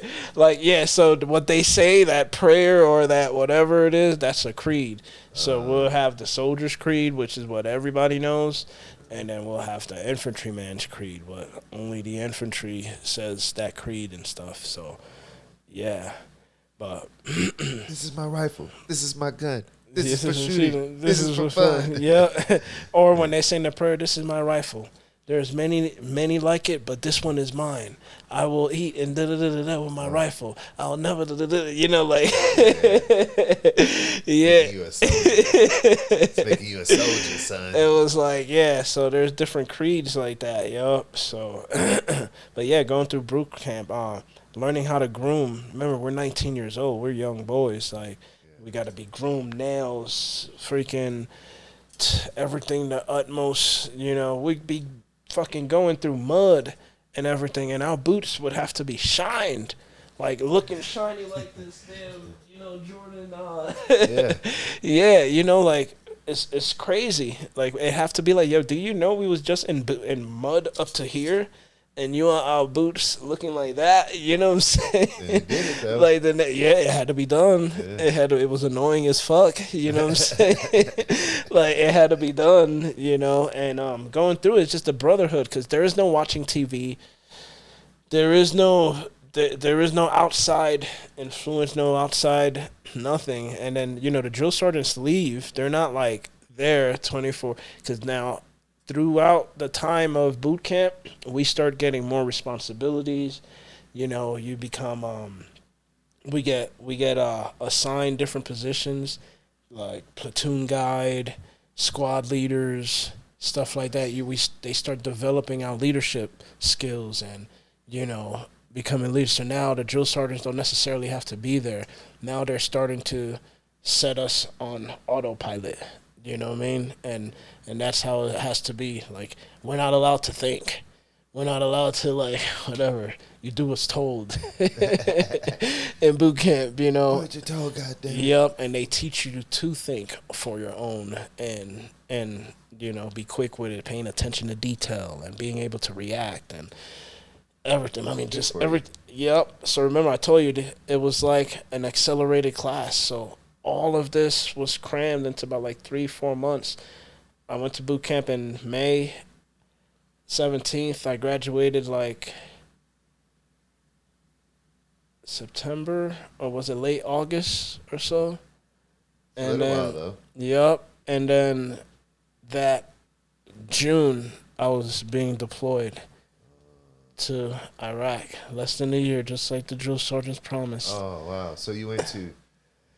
I'm in high school. High school. Before my birthday in 2004, I'm chilling. I'm in high school in New York. I don't even know I'm moving to Florida yet. We chilling, street racing, with my boys. Bam, my birthday comes a month later. Florida. We moved down to Florida, right? And a year later, and then Iraq. A year from that, I was in Iraq. A year from because I turned 18 in July. Yeah. And in June, I was in Kuwait. But before my next birth, I spent. Wow. Yeah. No. I'm lying. 2004, I turned 18. I went to Florida. There was some months before I joined. I spent my birthday, my 19th birthday, in boot camp. Yeah. And then my next birthday, I see. I was in. You went to the Florida National Guard base, or? I was at the yep. So how did you find out that they were sending you to Iraq? Did you get a letter? That's a cool story right there too in itself. So, I got to my unit or whatever finally. So after boot camp, you get letters telling you where you got to go to report to, who you report to, and everything like that. So this is my first drill back from boot camp or whatnot. Yeah. And I'm like, hey, this is Private Henry. At the time, I was just a private. This is Private Henry. I'm here reporting for duty. And I got to the unit or whatever, meet the guys. It's only one weekend out the month. So out the whole entire month, you just had to show up for one weekend. Nice. So for that like 8-9 months of time, I got to be home and just show up for the weekends before I got to Iraq. So during that time, I got married, bro. It's like, man, good experience. But yeah, it was. Didn't work out? Nope. You learn from your experience. I had what is called a Jody, bro. What's that? A Jody? Man, a Jody. Look, everybody's about to laugh at me now, Like, he had a Jody. A Jody is what's called when you're at war and the dude that's banging your wife back at home, keeping your bed warm for you. Oh, that's Jody. Get Jody. F Jody. That's Jody, keeping your spot nice and warm, well, just how you left it, hot and ready. That's later on in the story, though. Yep. So you what? Go back. Tell me, how did you find out you're going to Iraq, though? All right, so I got to my unit or whatever. So now I'm starting to go to now I'm starting to show up to drill or whatnot. Yeah. And then they're like, hey, the rotation is coming back, so we're about to deploy or whatever. It was like, we're going to Iraq. We're going to be down in the heat of it, exactly where it's at. Mosul and Talafar area. That was where it was at. Going down. Yeah, and there was like, so these guys are coming. They need the replacements. Who's down to go to Iraq? Oh wow! And yeah, like 4 hands, whatever. It was like, but that's it. Like, we need to be filling like 400 and something slots. Oh God! Like, or whatever. They're like, all right, put it like this. Since y'all didn't want to raise your hands, like, who want to go? Who have not gone to Iraq? Matter of fact, everybody that have not been deployed, ever been on a deployment before, step over here on this side of the room.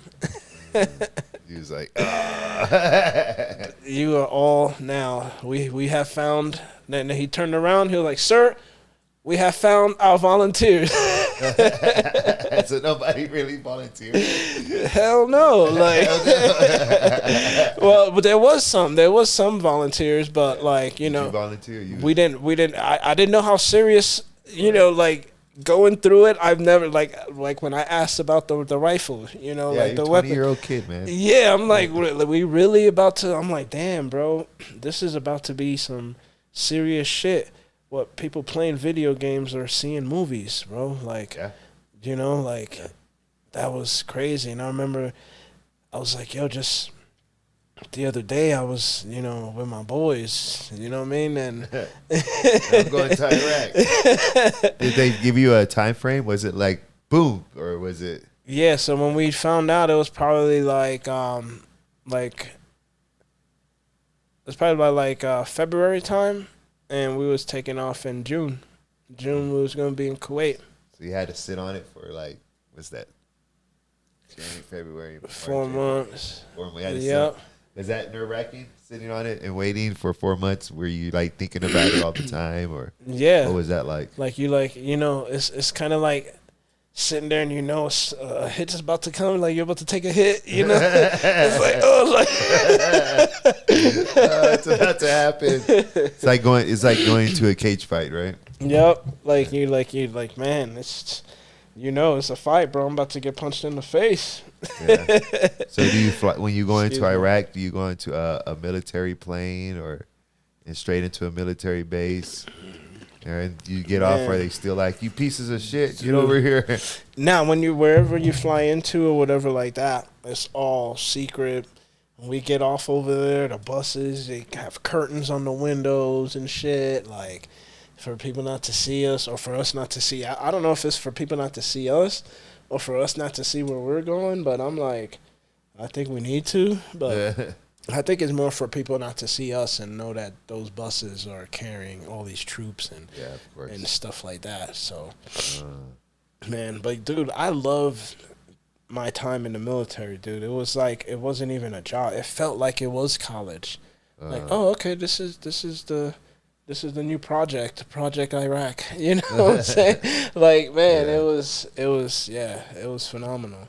So your first day on the base, what was that like? Over there in Iraq. All right, so there's phases before you get to Iraq. You know, like we stopped in Kuwait first. Kuwait is like whether you're going to Iraq, Afghanistan, fucking. Where you're gonna send you out? Yeah, you know what I mean. Like everybody goes to Kuwait, and then we go to our mission and stuff, to our duty where we're gonna be. So what was that like? So you go to Kuwait. Is everybody like? So there's sometimes where you go to like I'll use jail for example. One time I was locked up and I was in the holding tank, and I'd never been in that jail before, and I was like it's pretty young, it's like 17, and he tells me, they say, man, it ain't that bad. You'll be all right as long as you don't go to C16. You'll be good. Yeah. And then I'm like, huh? You know. And then they start taking, you know, give you your mattress, and you're carrying it to the back, and then he's talking to another OG, and he's like, man, don't worry about it. But he's going into the bunk. They walking us, and they're putting us in different units. Yeah. And as he walks in his unit, he says the same thing. He said, you be good, man. Just don't go to C16. Well, you know what? Damn. We go around the corner, going up to my unit. I look up, C16. I said, Jesus, what's going on? I don't even know why I gotta go to C16. You know what I mean? Yeah. So the reason I bring that story up, was that how it is in Kuwait? Or are you like, people are like, yo, you don't want to go here? Or? Yeah. So Kuwait was like, oh shit, that was like the new reset. That was like, bam, and then when it really hits when you cross freaking into enemy lines. Once we get behind enemy lines, where we could just be driving, like I may not even get to fight, bro. I might just get blown up before I even get to the fight. Even get there, IEDs and stuff, bombs in the road. Man, it was bad back then, man. Yeah. So when you get to Kuwait, you go and then they send you to Iraq, or is that where you go after you go to Kuwait? Or how long are you in Kuwait? Just until we was ready to ship out. Yeah. So the people that are leaving, that we're replacing, we would go, we'd meet them. We would, Oh, I see what you're saying. yeah, hey, this is how we do stuff. This is, my job, so when we went, I was an imp. Infantry military policeman. I was infantry, but they taught us military tactics. Because at the time, our job was to train the military police over there, and the military and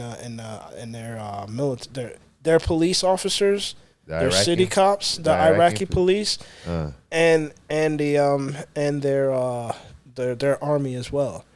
So we would train them. So our job was to go there. We'd meet with the chief and stuff like that. Like, hey, is there any stuff going on here? Is there any people crossing through? Like we'd meet with different chiefs and stuff that. Hey, why was there IED found in your city? You know what I'm saying? Like, did you know that it was here? Or if you didn't know, like, so where did it come? You know what I mean? Like, we would police them and train them to police their country. I get it. So that's what it was. So it was pretty cool. That tour because we had a military police mission, because only infantry guys can go in and do something like that. So we're infantry. We're going in to fight the fight, But then they also teach us the police tactics, because we're going to be there training them how to, do while you're fighting, you're going to be training. Do what they do. Yeah, helping them out and bringing them on to the base and showing them how to use their weapons properly, and, procedures and paperwork and all that good arresting stuff. people. And you can't just shoot them. You got to arrest them. You can't just buckstroke the lady, bro. Like, but the mentality over there is different. How they treat women and children is not like how we treat women and children. What do you mean? Man, it's rough. It's rough there, man, it's rough for women there, bro.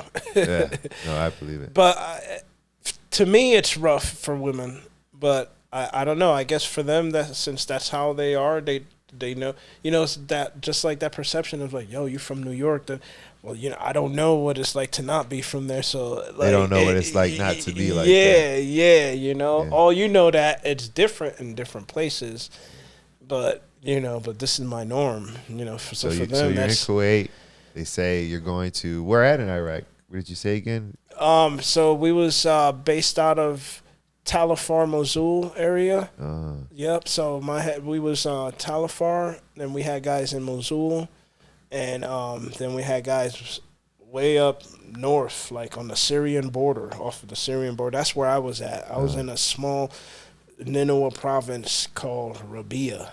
On the Syrian border? Yeah, not too far off the Syrian border, way up north. Yeah, so you leave Kuwait, you head out to there, and have you been with this? Is there anybody who's been the same during this? I guess it's been like 2 years now. Do you have any of the same friends, or when you hit Kuwait? Yeah, is it just a bunch of people you don't know? Yep, there was people. There was people. Some of the guys that joined around the same time or whatnot, or some were of the any guys of them over there in Syria with you too as well? Yeah, some of the guys. Yeah, some of our guys. I had this one guy, Joe.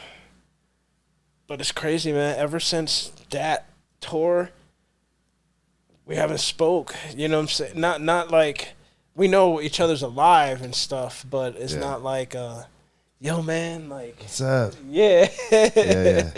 It's a lot like that, but the brotherhood it's like when you do call though, like, yo, how you been, bro? All these years, man. Oh, you have a little one, and like that's how it is. So so what's your daily routine out there once you get out there? Oh, for an infantry guy, working out every. So I was a gunner. I'm what is called a gunner at the time. Okay. A weapon specialist. I was. So you get up in the morning, and then what happens? So due to my job, I was the breach guy, the guy that would kick in the door or stuff like that, or had to carry the heavier weapons, or when you're driving over there, when we're mounted, I would be the gunner, the guy on top. Oh, everybody trying to shoot you. Yeah. Did you ever get shot at? Man, all the time, bro. Because you're the main one they want to get, isn't it? It was. Well, it's just like if if you were about to shoot something, you would take out their gun, whoever's shooting at you. Yeah. You can catch the kind of the vehicle later on, shoot the tire down or whatever, but you don't want to get shot at. So over there, so you get up in the mornings and then they say, today you're going to go and patrol this area, or you're going to go kick in this door, or yeah. And then and that's how it would be. We'd have to go out or whatever the mission is. Yeah. What kind of a mission? We're going to go patrol. We're going to go to this province and get with Chief, for example, Muhammad, whatever, what I'm saying, and we're going to go check out whatever's going on, see what they need, if they need if their hospital need medicine and stuff like that, let's get on their good side. So y'all never went out. Y'all were going out and helping people, and then y'all would be attacked. It would be on the way of or we'd catch people crossing, illegal crossing, stuff like that, caches, a whole bunch of shit, bro.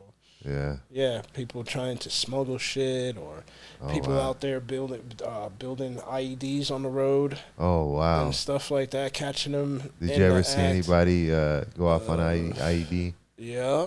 Oh, really? Oh, yeah. Explosions? Yeah. Man, that was all the time. That was the scariest shit, bro. It got bad to where these guys got smart, and it was, when you go over on the overpath. Yeah.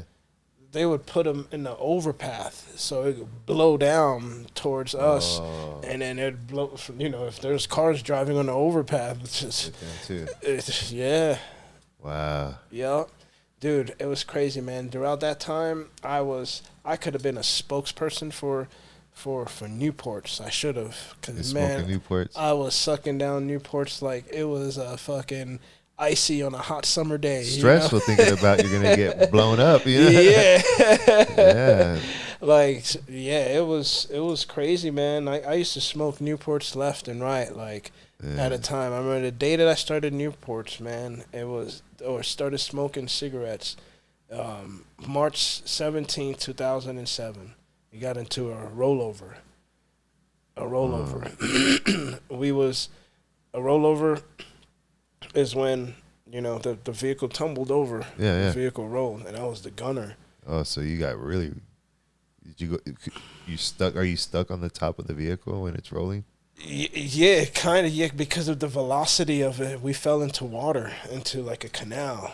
What happened? So it was a nighttime run. We was just doing patrols, just doing a presence, so that nothing is trying to pass the border or whatever like that. And it was rain season around February, March time. Yeah. It'll start fucking raining, dude. And it'll rain. It'll rain for weeks, or days on end. Heavy rain, light rain. And when it does, it's like the sand turned into like clay. So at the end of the day, you'll be 6 inches taller.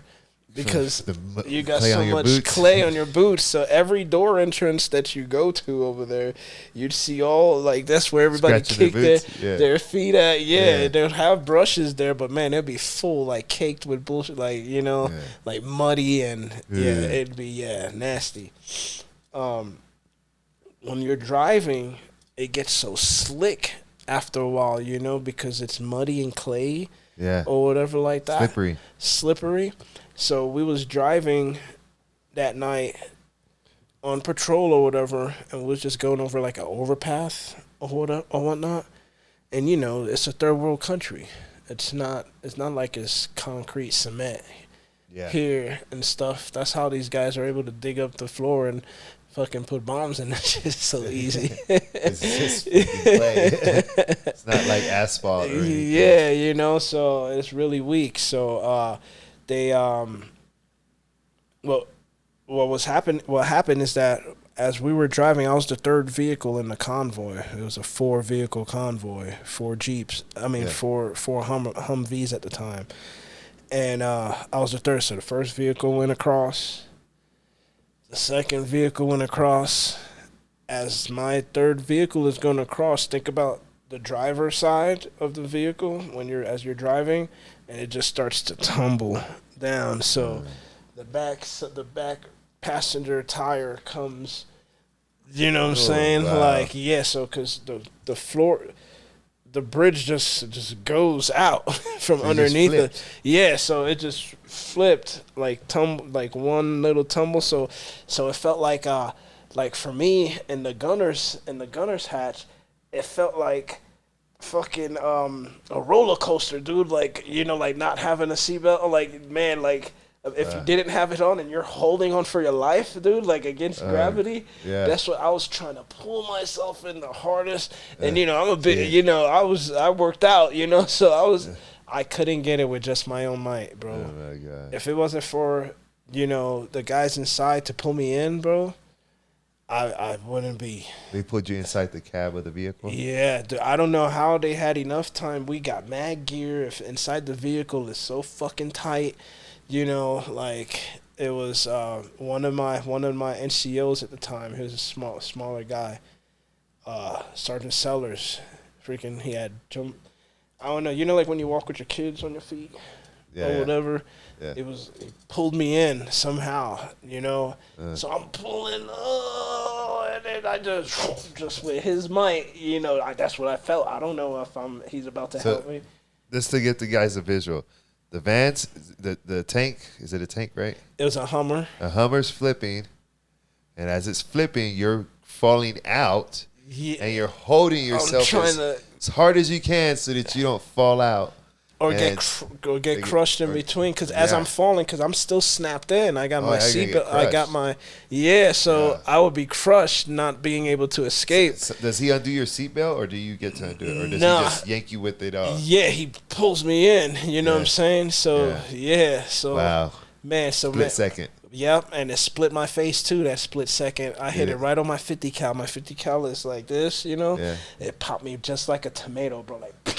Oh wow! Right in the, so I was like dazed. I fell down. It's like I made a front flip into the truck though. So I was like pulling and then I just went and then went in. I hit my face, and then I'm laying there like this shit can't be happening. You know, it took a while because I was dazed, and all you hear is Henry. Henry, is Henry alive? Henry. Oh God. Henry, cause you know, like that being in that position, they're like, oh my gosh. So the squad leader, he was riding in the 4th vehicle at that time. Oh. So he's like, dude, when I saw that shit, the vehicle just disappeared. It was like that's all we thought. Like, damn, Henry's not making it. I was like, man. I was like, I believe in the Lord. Okay? I was protected. I was covered with the blood of Jesus. Wow. Man, I was protected, bro. I was like, man, there's shit that I was, man. It was crazy. Getting shot at every day and almost getting blown up, and then it takes you out. Well, we just get IEDs all the time. Shit like that would be mudslide be the one to take you out. Not none of the bullets, not nothing else. Yeah, mudslide, dude. Yeah, like, mudslide there's no shot. All this shit trying to kill me, and the damn mudslide take me out. Yep. So when we radio in. Like, we had a gunner just almost died. Now our adrenaline's pumping, so they radioed in like, a vehicle's down. The vehicle just flipped over the thing. The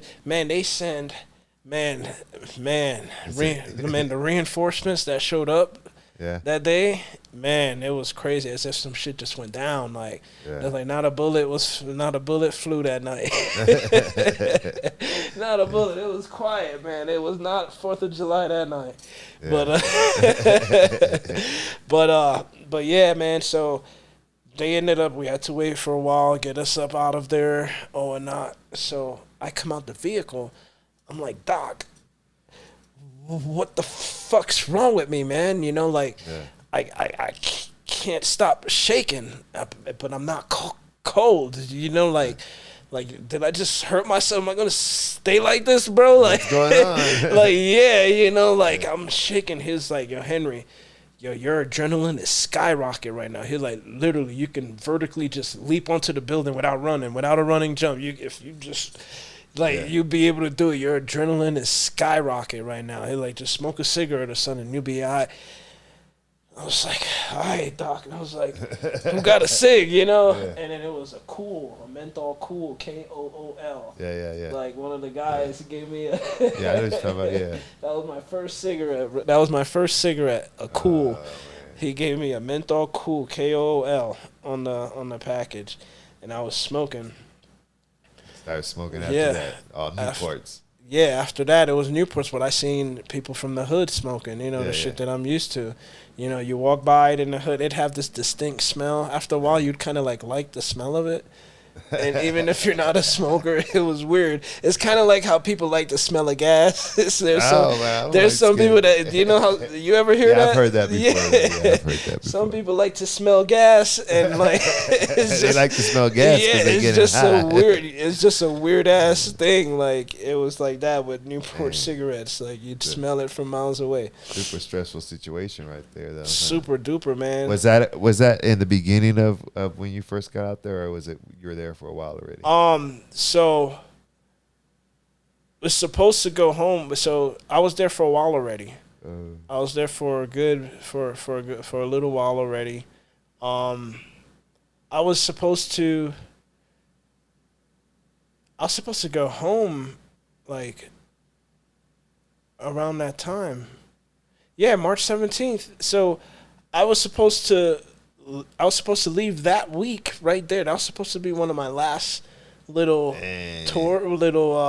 mission before I go to where our main body's at in the main city in Talifar, because it was just it was the 12 of us, a squad size element, and we was attached to the 25th ID, the 25th Infantry Division. The Hawaii. So you were boys. just there for a little while, and then you're going to go to another city in Iraq. No. So our main body, yeah, was in like Talifar next to Mosul. So once we got to Iraq, we was based out of Talifar. Then they sent a platoon to Mosul. They sent somebody, sent a squad over here. My squad was sent to Rabia. So if I was going home or anything, I'd have to go back to the home, but go back to base. Leave my weapon and everything like that, because I can't come back home with it. And then why not? I wish. I got to come home to because it was my sister's birthday. It's March 25th, and because of that incident or whatever, I pushed it a little bit, and I got home the next day of my and it was my sister's sweet 16 Is this birthday. the time where you're getting what's it called again, Jolene? What, by Jodied? Yeah. This is when I came home and took care of Jody. I came home and took care of Jody at that time, so. All right, we're back from our break. Another episode of C. Rod's Tell Me Your Story podcast. If you're just joining us, just a little recap. I'm sitting here with my guest, Vladimir Henry. He was born in Brooklyn. At the age of 8 or 9, he moved to the Jamaica Queens area where he went to school, and he was a heathen. He was fighting and drag racing and just being a heathen, and found himself in Florida after his father got an opportunity, and was in school when he met a recruiter from the Dominican Republic who talked him into joining to the military. So he basically went from high school to the military. He spent his time in boot camp, back when boot camp was still hard, and back when boot camp was still boot camp. And then after he did that, he spent a little bit of time there in Florida before being booted to Iraq. Yep. And he spent some time in Iraq. He was every day going through different things. He was training the police over there, and he was running a gunner truck. One time he was actually flipped over in the gunner truck, almost busted his face open like a ketchup bottle. Like a tomato, man. Yeah, like a tomato, but he made it through that. And then he comes back day after his sister's birthday, and he's married through all of this, and now he knows he's getting a divorce. Yep. That's where we're at. How's that sound? And that's exactly where it's at, man. So yeah, I was married, man. now annulled because it wasn't long enough. It wasn't even for 2 years. Oh, okay.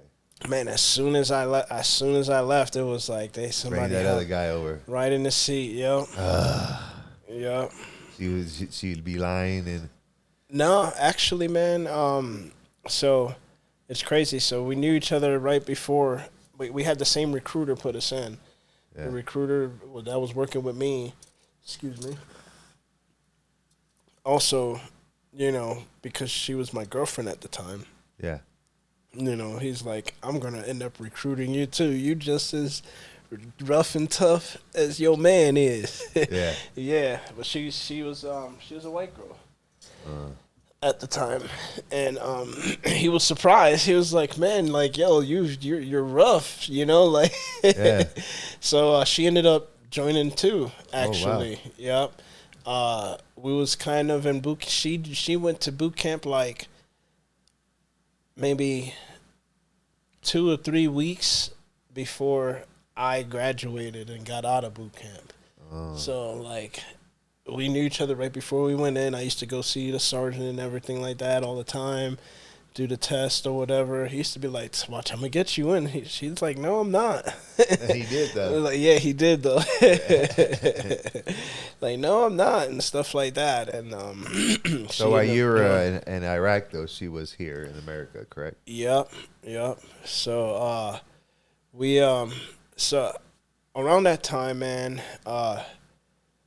when I was 18 years old, when I turned 18, I was open to a whole different world, and I had, had a case when I was younger, and I couldn't touch it or do anything with the money until it was mature, until I was 18. And so when I was 18 was a good life. And knowing that I was going to Iraq without a possibility of coming back, Yeah. a strong possibility of coming back, at that time, before YOLO even existed, live only once or whatever like that. Yeah. You only live once. Yeah. Man, I was doing that already. I was living YOLO at the time, bro. Man, it was crazy. We wind back to Jamaica, Queens when I was younger. I know people that's going to see this and some of my boys and everything like that. Like, I was in a major accident. I was ran over by the ice cream truck. Oh, wow. When I was younger, I was like 12 or so, or 13 years old. You want some ice cream? Take this rubber. My my whole right side was, Jesus. yeah, Wow. done, broke, healed, and everything, like as if it never happened, And then 18 years old, I got the settlement for that at 18, and you just went buck wild. It was amazing, man. So I got to live for like 6-7 months. So I wanted to get married. So now the thought of me going to Iraq, like, I want to know what it's like to be married. I didn't have any kids or anything like that at that time. Yeah. I wanted to have a car, have a place and stuff, and just have everything set so I could say I did it, even if I got to short live it and didn't make it back home.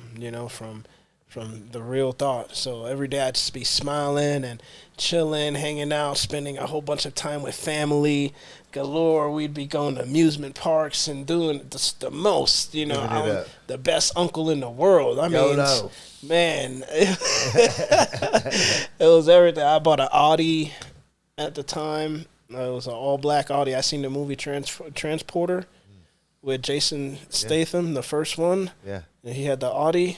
So you went and got an Audi. Yep. You wanted to be the transporter. All black on black. Yeah. Yep. It was It was a A4 Quattro 1.8 turbo. So all-wheel drive. You're living it up, and you meet this girl, and you decide to marry her. Well, no. So, like, I wasn't living like that before I met. So she didn't know about it, you know what I mean? So it was just like, I'd get something like I didn't like live it up like I was flamboyant about, It was just, like was able to get shit. So After you come back, you split up. You're back in Florida? Yep. Florida? Yep. Because I was Florida National Guard at the time. So you come back to Florida. Are you going in on the weekends or how's it? Or how do you how do you get to go? You go back. Yeah, I'm only home for a week for 15, 16 days. Oh, so they're just saying, hey, here's a little break. Yeah. And we sending your butt back. Yeah. Yeah. Oh, and then 15 days, 16 days, you got a divorce? Yeah, I had to to hustle and bustle and talk to the court people and the judge and all that shit before. Yep. And so when you go back, are you like, so I know you got the divorce, so you probably wait. It's a whole process. So when they find out that I had a Jody and everything like that, there's a process that they do in there because they don't want us to commit suicide or hurt somebody, get homicidal or suicidal and shit. Oh. So once they found out that I was having issues at home with my wife and stuff like that, they took. So you remember I told you, they would send a small element out in different places. So like the main mother body was in Talifar or whatever. They would send a unit to Mosul. Yeah, I remember. I was in North Rabia, a squad size element or whatever. Yeah. So when I had that issue or whatnot, they take my weapon away. And then they'd send me back to the main base. Because they don't want you to kill yourself. And I had to get with the chaplain for 21 days, dude. I had to go see the chaplain. Were you like, oh, my God. Yeah, but it was protocol. Yeah. So they did that so that way I won't be up there like, man, fuck this. I got live weapon. I sleep with guns. Have you ever seen guys freaking out over the same thing that you went through? Or? It happens. So that's why those protocols are put in. Those protocols are put in because it's gone that far. A guy can be or a female, it could be their, think about a female soldier gone in war, and their husband is back home, and not seeing them for mad long. Like it works both ways, So it's like, so that's what happened. So when they found out, I'm working out or whatever. This was like Christmas time that year. I went away that June or so or whatnot because I spent my birthday over there, know. So that June I went over there, and this was back then. So I think MySpace was still or just coming out. There was no Facebook. There was no MySpace. Yeah, there was no FaceTiming. Nothing. There was none of that shit yet. There was none of that. So at that time, waiting to get on the phone, waiting on the line to get on the phone to call home from the base over there, you'd have to wait, and everybody would get like a card. They'd probably have like 15 minutes or 10-minute increments or even 7 minutes. When they get bad, like around the holiday times, they lowered it to 7 minutes because the line is so long. But me being infantry, right? By the time I get back to base from doing, from being on mission all day, we get back. The line's as long as fuck. Yeah. You know what I'm saying? I got to turn around and go back out again to go on mission. That's all it was. Mission all day, every day, fighting all the time, going back and forth, just everyday mission. Like you have a day refit, laundry, clean your socks and stuff. It's hot as fuck, 120 degrees. Like you think Florida and Texas is hot, and everybody's crying about that shit. Man. And then they're out here. They're dressed like how they dress. We got on shorts. I got on shorts now. Over there, the sun's not touching my skin. Like we're in full uniform, gloves, glasses on, everything, mask on. So that way, the sand is so fine there. It's like sugar sand. Like when you walk, it's like little dust clouds. Like it's so fine. Especially Kuwait. I fucking. I dislike that part of Kuwait, man, and over there because the sand is so fine. On your nose and stuff. Yep. At the end of the day, it's like it looked like you're taking off makeup and shit. You're like, man, it's like sand, like thick. Yep. But anyway, on the base. One night we get home or so, and every night I work out. So I used to hang out with the older black guys, like the older guys, and the old heads, and it was quite rewarding to hang out with them and stuff. Like I was the young buck, and they was in there longer and stuff, and I go in. Yeah, work out with them, and they're all special ops. We was a infantry unit, and we was attached to the 25th ID, and then they had their special operations unit there. So because we was infantry and we was just a squad size element, it was a good little, like it was good, like we were a good sidekick or a good Robin to their Batman type. Because they were the special elite force, and we were the, like the baby sidekick infantry guys that are, we out here with you, man, and they get to grow their beard out and like have all hair and everything like that, and we got to be all clean cut and in uniform, standing out like a certain, and they get to like all that. But I got to enjoy some of that, but later on in my career though. But at that time I was just infantry. So some of those guys that I would be working out with, a lot of them were officers, majors, a colonel, some captains that I'd be working out with, some of the black guys or whatever. Yeah. So they had a satellite phone. So I would be going out the wire every day on mission. So by the time we get back, the lines are long as fuck. Everybody's trying to call home. There is no getting online early for us to come home because we're coming from fighting, depending on, what time it is. And then we're tired. We got to be up the early as fuck. So we have to get rest, you know what I'm saying? Yeah. And I have to, I had to work out, you know what I mean? So I had to get at least a good 30 quick in. I had to work out no matter what. Because you have to keep up with it, with being over there. You got to keep the stress. There is no wanting to relax. You know what I'm saying? Yeah. Like, you want the stress to stay where it's at so you can stay on point. Coasted, yeah. You don't want to then relax.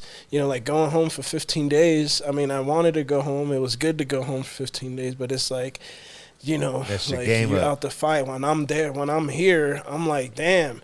I hope so-and-so's still there when I get home, still alive, you know what I mean? I hope somebody didn't die, you know what I'm saying? Like, because it can happen like that, like one day somebody's not there no more, you know what I mean? And that's how it works. And then I'm wanting to get back to the fight because maybe I could have been there paying attention better and kept him from getting, you know what I'm saying, or whatever. So I'm like, all right, it's cool, I'm home, but all right, let's get back. Get back to war like mind. 5 days go by, and I'm like, dude, I don't even know how to fucking relax. Like, when you went back, did you go back to the exact same place? You go back to the same unit, my bed, everything that I left. Still a gunner. Yep, that was my position. Just everybody have to whatever. And then we got stop loss. We got extended. Yeah. Oh, you thought you was going home after fucking 12 months or whatever. We got extended another 4 to 6 or something like that. At that time, it was mad. Stay a little bit longer. Man, it's like, it was like just a little bit. You got a little bit more. I was like, that's it. That's all you got. How would you got a little longer. Iraqi people treat y'all? It depends on where we were. It's just like in America, right? Like being a black dude depends on where you at. Depends on where you at. So some of them hate you, some of them like you. Yep. Yeah. Yep. Oh yeah, man. One of my closest. Remind me to tell you the story about Zetan. He's an 11-year-old boy. Go ahead and tell me. And but I gotta finish telling you about the whole wife thing. So, okay, but so the wife thing, So I came back. I couldn't use the phones like the regular phones because of The lines and it stuff. it didn't match with my schedule. Yeah. So and I wouldn't bitch about it. I'm like, all right, fuck it, let's go, man. I ain't calling home until I get to call home. Then fuck it. Thanksgiving went by. Like I didn't get to really chat. Wow. It was until like Christmas and Wow. like the week before, so like December time. And then one of the majors, he was like, Henry, you haven't used the phone, bro? Why haven't you said anything or whatever, man? Like, I know you hardcore, but like, Yeah, you call home. yeah, so you gave me a satellite phone. That was the first time I was like, what the fuck is this? Yeah. Like, Big old phone. yeah, big old phone, pulled out the antenna, like, twisted it up so it could stay in place. He's like, yeah, just call home, man. He was like, I end up calling. And so, I call. Nobody answered. I call again. And then she picks up. I was like, hey, babe, what's up? What's going on? She's like, hey. I was like, what's up, Mom? How's it going? Like, I haven't talked to you. She's like, I'm good. She's like, oh, you're still alive. Like, Yeah. yeah. I could understand her frustration because she didn't hear from me. You know what I'm saying? Like, Yeah. So it's like, you don't know if I'm just not calling you and shit. You know what I'm saying? Like, but you're my wife, though. Like, you got to get it. But we was young. You got to get that mentality. It's just, that's still my boyfriend, not understanding that, like, it haven't even been a year, like, we were annulled. Like, as if it didn't even happen. Yeah, there's just record of it being annulled. You know what I'm saying? Like, so it happened, but it didn't, So, yeah, dude, it was crazy. I'm on the phone with her like, hey, yeah, like, she's like, yeah, like, we kind of getting ready. So I'm hearing females in the back and voices or whatever in the background and stuff. And like, who's that? Some voices sound familiar with her. Like, nothing. Like, listen, we've been gone and stuff. I'm not knowing if you're coming back or whatever. And she told me right there on the phone. She could have played it. I could have came home. Went swim, or jumped in the pool and go swimming like nothing even happened. You know what I'm saying? But, but yeah, she said it. That's the only way for me to know. Yeah. Other than that, if she was conniving, it wouldn't. Like, there was no way for me to. She sure did pick a time, though. Man, what a time. I appreciate honesty, but I appreciate your honesty. Well, Merry motherfucking Christmas to me. That was my gift, honesty. Right? A Christmas at war. God. Amazing, bro. Amazing. Fucking amazing. But yeah. And then, I got off the phone, like, I was like, all right, bet. Well, I'm going to see you soon. I hope he's not there when I'm there or whatever. I'm gonna get some payback. Yep. Man, got off the phone. I understand why the protocols are put into place. Anger, huh? Anger just fucking completely drenched my soul, bro. Yeah, like, revenge, anger, fucking... Man, I couldn't imagine. I know the whole man. Flame on. Yeah. Flame on. Yeah, like the Fantastic Four. Yeah, dude. Like, that's how I felt. Like, oh man, I was like, yo, I'm gonna commit the perfect murder, the perfect crime, and not get caught, and stupid, silly shit. Like, I'm so mad or heartbroken and shit. Like, you're at war, and she's over here. God. I'm like, man, I'm so fucking angry and like. I appreciate her honesty, but maybe she could have waited till you got back. I don't know.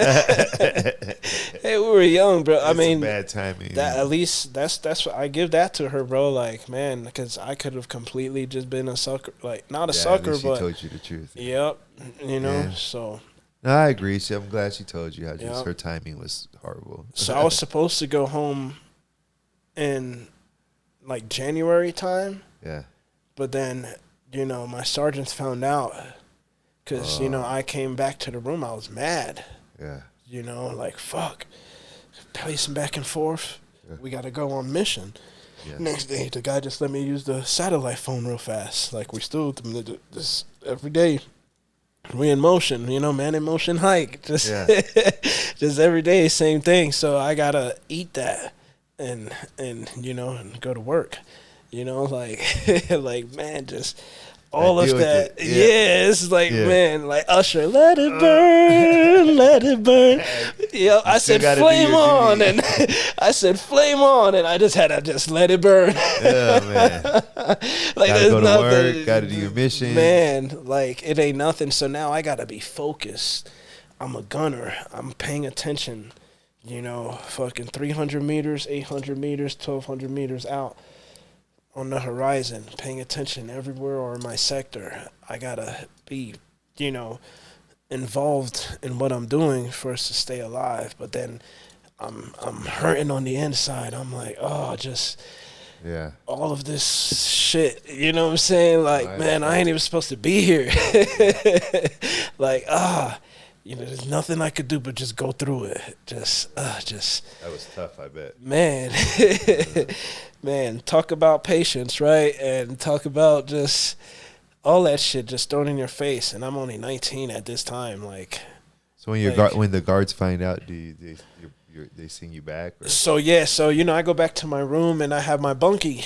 Like, what up, hen dog? Like, what's going on, man? Like, I'm like, man, bro, this fucking bitch, bro, and like, man, I'm letting it out. Like, man, you know what, bro? Like, I can't even sleep tonight. I'm going back to the gym. I need to go fucking throw some weight off my chest. You know what I'm saying? Like, so, man, I go back to the gym. I got to go let some testosterone. Like, yo, Henry, we need you to be alert. You can't go stay up all night. Fucking, you got to go get some rest. And you know what I'm saying? Like, this is how it can affect the mission. This is why their protocols are put in, because I'm handling it the best way I can, but I have responsibilities and duties to uphold the next day, or, like, I'm still in motion, like, regardless of I got to completely ignore my own personal shit and put this mission first. Yeah. Put my teammates first. Yeah, put the US and the mission and everything that comes with it first. I can't act on my selfless service, So it was just let it burn. Let it burn. How long did that go on for before they send you back for the protocols?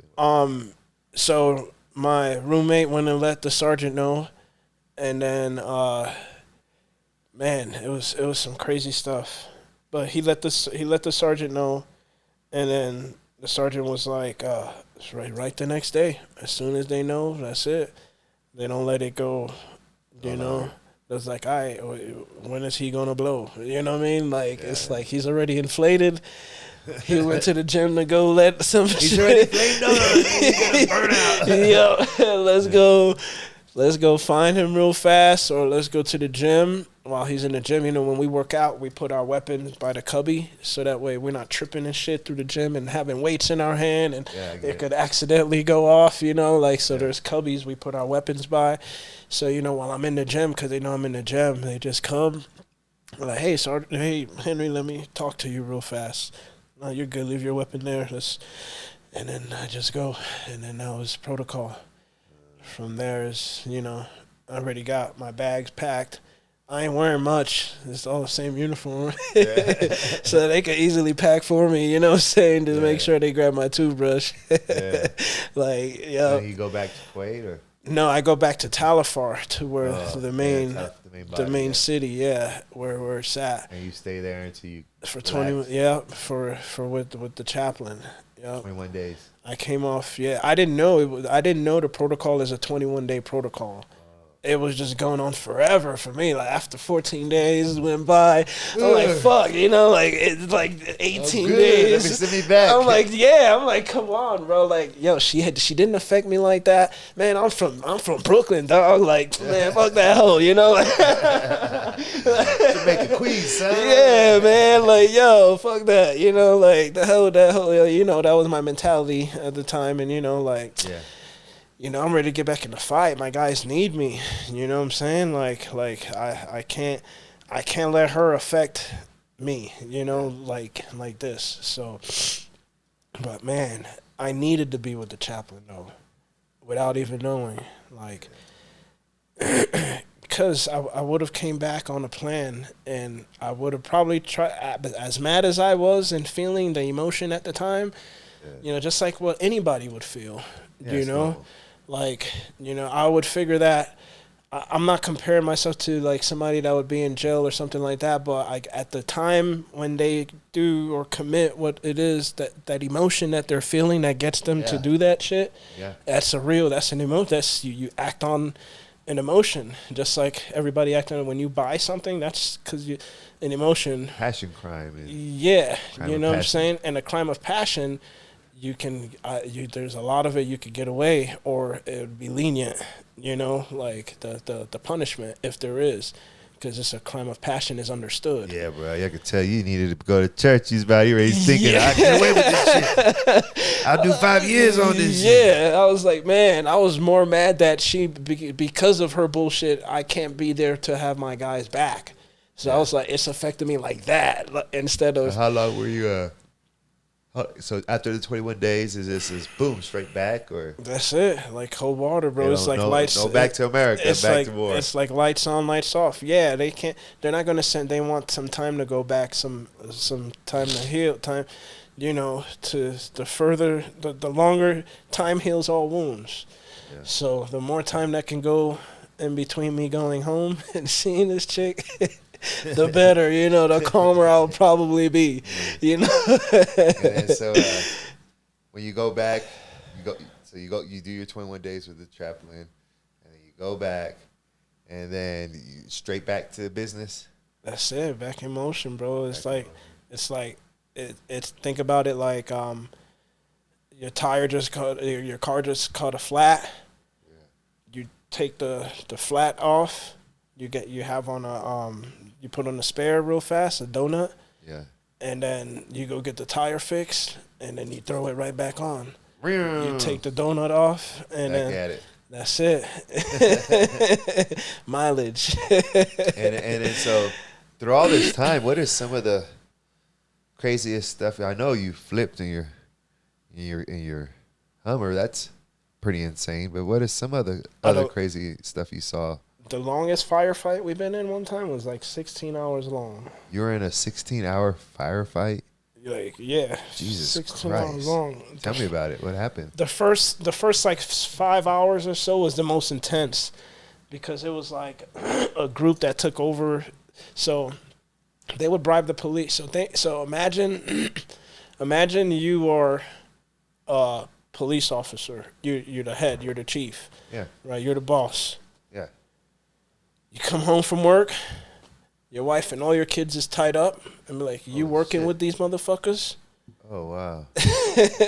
Right? So now you're working with these, we're going to be placing bombs or doing whatever the fuck. You know what I'm saying? So now what position are you in? You're working with us, with them. Yeah. Because you're the police and stuff. And now the insurgency got your family. You know what I'm saying? Crap. So like, do whatever they ask. So what? You know what I'm saying? Like, man, it's the psychological. Is that what happened in this firefight that you're involved in? That was why it was 16 hours long. We couldn't just go fuck shit up because it was a hostage family. Mm-hmm. Oh wow! But the first few hours of it, it was a lot. It was a group of them. One guy's not going to come and what I'm saying. It was a whole bunch. It was insurgency, but ninja'd up and everything, and and y'all just in a shooting at each other. What happened? In the beginning, at first, it was coming upon the city and all that shit. So. Oh shit, man! 3 o'clock window, 3rd floor, fucking. So think about it, right? How trained we'd have to be. Imagine you in New York City, buildings everywhere. Yeah. Imagine you're driving, just like how one of the presidents was killed right back in the day. Like anybody can shoot at you from any corner. If you drive by, they could come out with a big ass. And they do that. Then they do it. Can you imagine you're driving down, and they could be from any rooftop, any window, on your same level. They could come out from any corner, and you got to be detailed and know you have to be on point. Yeah. You know, like it's a lot, bro. Yeah, no, I believe it. It's like it's crazy. Did you ever have times that they popped out on you? Yeah, hell yeah, Oh, dude. yeah? We get dinged up, Gun them down. and like it'll be like that. Every time you're like, oh shit, like Yeah, shock you, like, oh, it surprised you. like it was Your heart dropped. Yep. Oh man. Yep. It was. What's going through your mind in those moments? Is it just reaction or? It's a lot, man. The training that they put us through and being prepared is the best thing. Cause there is no like, cause it's war. You know what I'm saying? You could just be the most prepared. It's like a fight. It's like there are people in life that never get into one fight, right? Yeah. You know what I'm saying? But then there's people that fight all the time or whatever. But that doesn't mean that the person that don't ever get into a fight won't get into a fight. So you just want to be as prepared as you can for when a fight happens. Yeah. You don't want to not know how to fight. You know, 'cause then it's like the old saying, I'd rather be a warrior in a garden than a gardener in a war. Yep. You know, yep. that's that saying. Yep. So like, you're when you're out there and you're patrolling, and someone just pops out, boom, with a machine gun. Do you like, oh shit, boom, you gun them down, and then you're just like, boom, back onto the point? Or is it like, damn, what just happened back there? Yeah. Do you stay like, like, holy shit for a minute? Or so sometimes you can't stay to assess shit. Yeah, you just got to go straight back to the mission. You got to fight out of a situation. You know what I'm saying? Like, you got to fight back. Because, man, help might not be that close. You know, there's times where you got to wait. Somebody else needed help, so the help went there. So now that you need help, who's good? You know what I'm saying? How did the 16-hour gun battle? How did that finish? It just smoke them out tactic, like cause a fire, and then you're not gonna let yourself. No matter what, you can't let yourself suffocate. You can't. Yeah. Nobody could just go without weights or anything. Just go in the pool and be like, "Hey, I'm about to drown myself." Just they're gonna come to the top. Like you're gonna. No matter what, you can't. Nobody can let themselves can suffocate. So y'all just set them on fire and they came out, and then just different parts take them over to so that way they can't run to. Yep. And that was it. What other kind of crazy stuff did you see overseas? We had this watch. Man, it's crazy, man. People get stoned to death. Like in the Bible? Yep. So. Holy crap. Yep. So a lady, I think it was Sunni or something, got with a person that was Kurd or a different. Because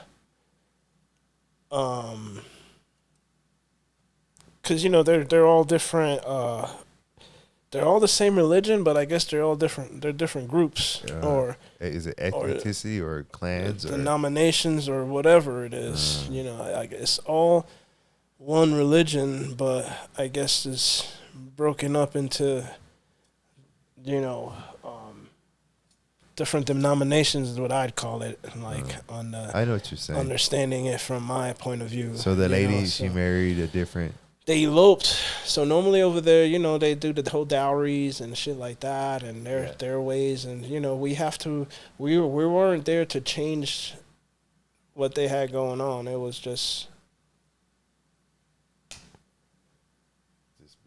make sure everything went smooth. Yep.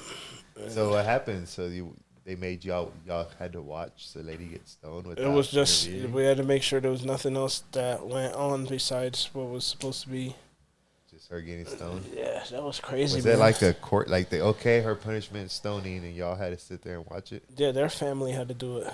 Yeah, their family had to stone the other. So like their daughter-in-law. The dad. No, the dad had to stone his own daughter. The dad was the one that was mad because she eloped because there's a dowry. So when you have daughters over there, when you marry them off. Yeah. Your family gets shit.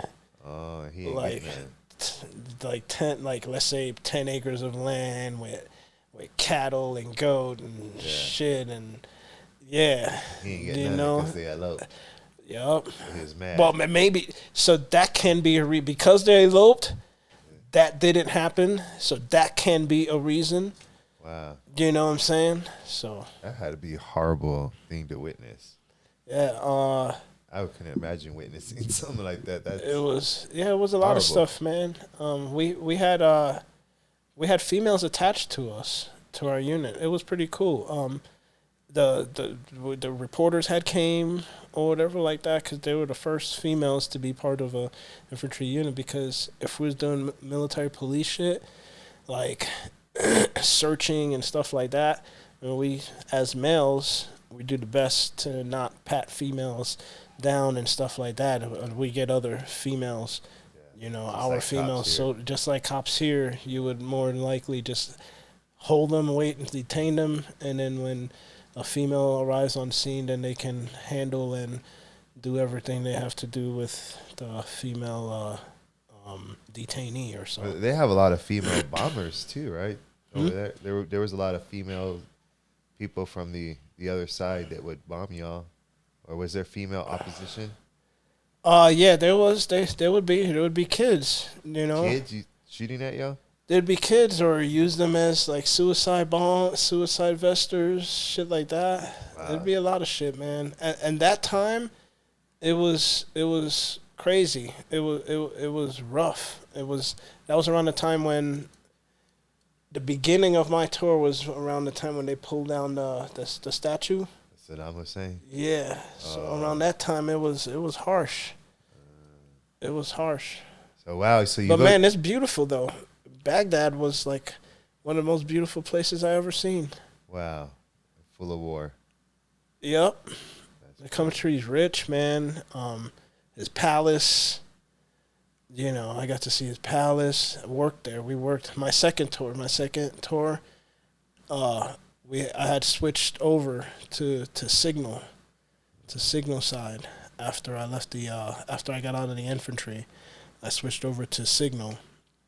And then during my second tour to Iraq, so I was in Iraq 06, 07, came back for a few months, then I went 08, 09, and then I came back for a little bit, then I got attached with the special operations in Southcom, and then I was sent out to PACOM, which is Hawaii. I lived in Hawaii for a little bit. That was fun. Did you like it? Yup. It's expensive, isn't it? Yeah. Maybe not for you, right? Hawaii. Yeah, living on base and stuff like that. Yeah. A bit cheaper. Hawaii was beautiful, man. Jumping off cliffs into bodies of water. Oh, come on, brother. I know brothers jumping off no cliff. I did it, bro. I did it. It was YOLO. I did it. You did it? Yeah. Oh, Lord. I did it. I did it one time, and then I did it a few times afterwards. But it took a long time to do it, though. Yeah. Because there ain't no brother jumping off no motherfucking cliffs. Man, I don't know what got into me to do that, but I did it. So growing up biracial, sometimes I would go to like the pools and stuff with my family. Yeah. And all my Mexican cousins be in the water. And all my black friends and shit, they be, we ain't getting that water. Yeah. So you've been through a lot. You're seeing all this stuff. It's years. You're getting shot at, explosions, 16-hour shootout, firefight, just all this stuff. Yeah, there's more than nicks and knacks in between. Yeah, just a whole bunch of stuff. Oh, whatever. Bro. And then one day this is what I'm always curious about. So you go through all of that, and then what's it like for one day they say, okay, we're done with you? Like, you can't just turn that off. Like, no, well, it's like, how does that happen? Do they like do they like wean you off of it, or? It's like when you go grocery shopping. So when you join, there's a date, that's your last date, or you can re-enlist and extend. But if you don't re-enlist, if tomorrow's the last day, that's it. Is that what you did? Or are you re-enlisting and stuff like that? No, I'm not going to re-enlist and whatever. Or are you re-enlisting, like, Yeah, but how do you, you can't. Yeah. That's not like you come back here and you're just sitting here and like you're so used to, like you were saying earlier, when you're coming here on your 15 days, or my friend's alive, or is what's going on, or I mean, when soldiers come back here, I mean, it's got to be hard to adjust back to regular life. Was that hard for you, or? Yeah. So there's a small period of time that when we're coming back from war that we will decompress. We will, see chaplains and counselors. There's a small period of time, but all of that is available to us if we seek it. It's there. It's like, hey, I need therapy, man. After this war, it's been like whatever. Let me go seek some therapy, or I can only imagine, or whatever like that. But that's how it is, really. After you go through that mandatory period, when you're on your way back from coming from war, you go through your little, your decompression time, and then that's it. You're back to your home, your unit again, and then when it's time to rotate, the unit goes back out. It's time to go again when it's that time. Did you re-enlist I re-enlisted a few times. So on paper, I have like a little bit more than 15 years of service or whatever. But in total time, I got out a year ago, like when I was 36 or whatever. My dad had passed away, so I took some time in between. So that time, kind of, you didn't consider, I wasn't on service, so it didn't consider, so like over 20 years of service. But no, I had about like 18 or so years of service or so, around there or so, including the breaks or whatever like that. So, but I mean, still from 18. Most of that time was at war. 36. I got it. Yeah, just a few tours. It was just 2 of them was back to back, so that's what made it really long. But I kept on going, so I was always on the reserve side of the house, but a lot of my active duty time came from volunteering and being on always Put me in, coach. Yeah, put me in, coach. I'm your player. That's it. I'll be your Dennis Rodman. So when you came back, have you met somebody else, or when you came back did you start your family? Do you have a family now? You have children? Yeah. Okay. I have children now. Man, growing up, I've always did want kids. I've been in relationships where I've been a father figure or a mentor, to the child and stuff. Wanted your own. And then kind of wanted my own and everything. What do you have? And then so I have my daughter. She's 10. I raised her since she's a baby. And then I have my son, little Vladdy Jr., junior cadet. Vladdy Jr. Junior cadet, yeah. Junior cadet. He's V2, man. He's V2. Yeah, I'm VH1. He's VH2. They don't know what VH1 is. Yeah. They don't even know what VH1 is. They don't know what that is. These kids don't know what that is these days, man. We were in an antique store on vacation, and they had a rotary phone in there. Yeah. My daughter was messing with it. She said, "God, how do you use this thing?" And I started showing her. She said, "It take 5 minutes just to call somebody." I said, That's how it was. 911 taking back. You better have 3 minutes to dial 911. Nowadays, you just call your phone's name and tell it to do it, and it'll do it for you. So when you come back, you have your son and your daughter, right? Yeah, so that's recent. Yeah, my son is 4 now. So I came back from a tour of Afghanistan in 2019. So when I was home on vacation, you cultivated Vladdy Jr. Conceived, yeah. One of my closest friends, he was getting married, and I came home I was the best man for the wedding, and everybody was in Florida. He had an away wedding to Colorado. That was my first time ever coming to Colorado, and then it's like, man, that was it. Coming to Colorado. That now was you're here. Yeah, that was when we conceived and everything like that, and Yeah, and then I got my position back from Afghanistan was here in Colorado. Oh, it just worked out. So yeah, so it just worked. It just worked. Happened that way. Yeah, huh? yeah. Wow. It wasn't like, oh, man, my favorite place in the world. I'm gonna go buy a home and do all this shit and raise a family in Colorado where it's cold as fuck. No, and it snows and shit. Nah, man, I didn't want this shit. I came from Florida.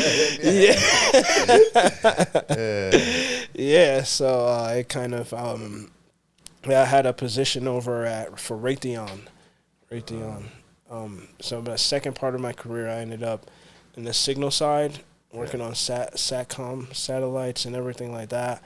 You know, some networking and all that stuff. So a lot of That's how you ended up back here doing that stuff.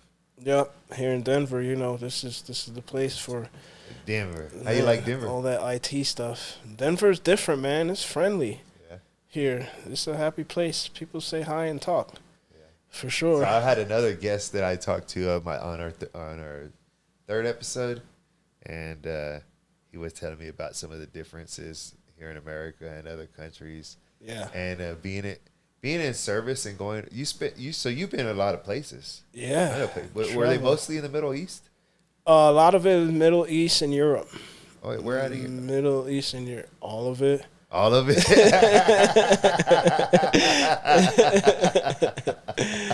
All of it. Been in Europe, yeah.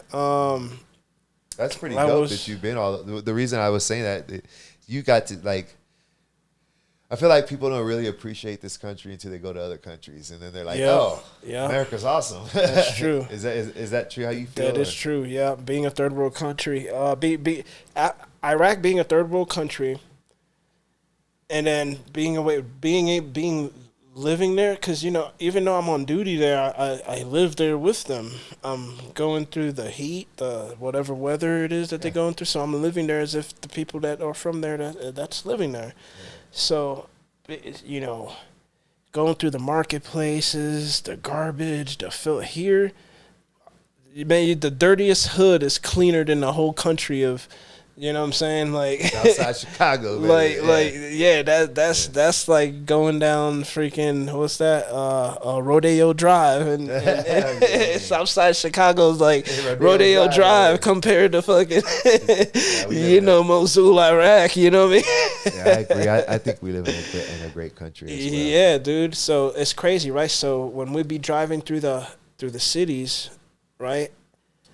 You see in the marketplaces, like the goats or the sheep is hung from the hind legs. Wow. The head is chopped off, right, or gutted. You know, you see the blood is dripping. See that shit here. Yep, the blood is dripping down the sidewalk and stuff. All that shit is coming, and then up the road, kids is playing in the puddle in the pond. Oh, so all that shit is dripping from the. I'm like, oh man, it is nasty, bro. Oh yeah, so Zetan, man, the 11-year-old kid.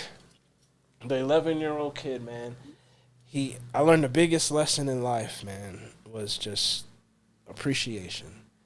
Because even being, you know, from a family that didn't have everything and was from the hood and all that, I still remembered when I didn't appreciate, like, a gift or, like, man, I didn't want that one.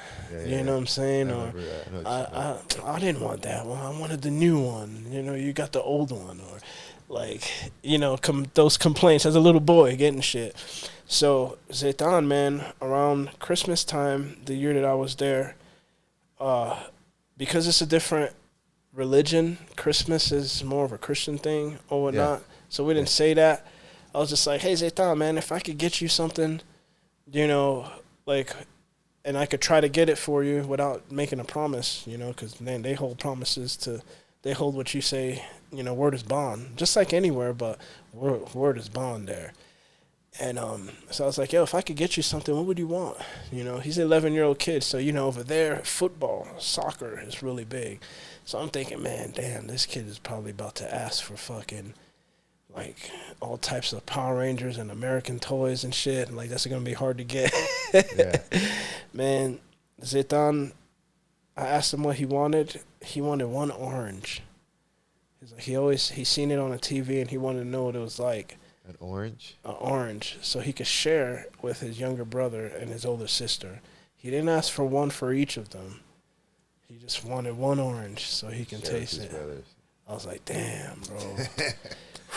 I was like, yo, we don't even speak the same language, you know. I would have to talk to him through Jack, through our interpreter, translator. I was like, damn, bro. I learned the biggest lesson in life through a kid that I don't even share the same language. Wow. You know, like, I was like, wow. That said a lot. Man, I mean, I still get goosebumps and teary-eyed now. That's crazy. You know, like, thinking about that, man, and it's I still think about that to this day. Man. That's humble, man, just being humble. So now you're back in America. We're in Denver. Yep. What you got planned? Man, dude, so now, you know, being out, the military and everything, and man, it's a whole different world, dude. I give it to you guys. I give it to the civilian part, you know, because, you know, being in the military, it's tough. It's its own world and everything like that, but everything is kind of like structured and lined out for you. You kind of know, like, what you're doing at 4:30 in the morning. Not out here. And you kind of know around, like, 8, 9 o'clock where you're going to be at. You know, like, around, 12 is lunchtime. So we kind of now, you might be doing hard-ass shit in between those times. Yeah, it's like prison, but, right? you know it's going to happen. You know what you're wearing, you know how to be, you know where you're going to be at, how you going to, just fall into place, be where you got to be on time, 15 minutes early.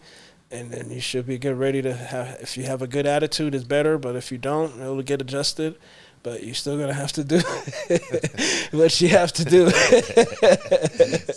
Just trying to adjust. Huh? Yep. Just trying to adjust after a lifetime in the military. Here as a civilian, nobody's, you have to go work out. It's not, a mandatory thing, to where you wake up, the first thing you're doing is working out.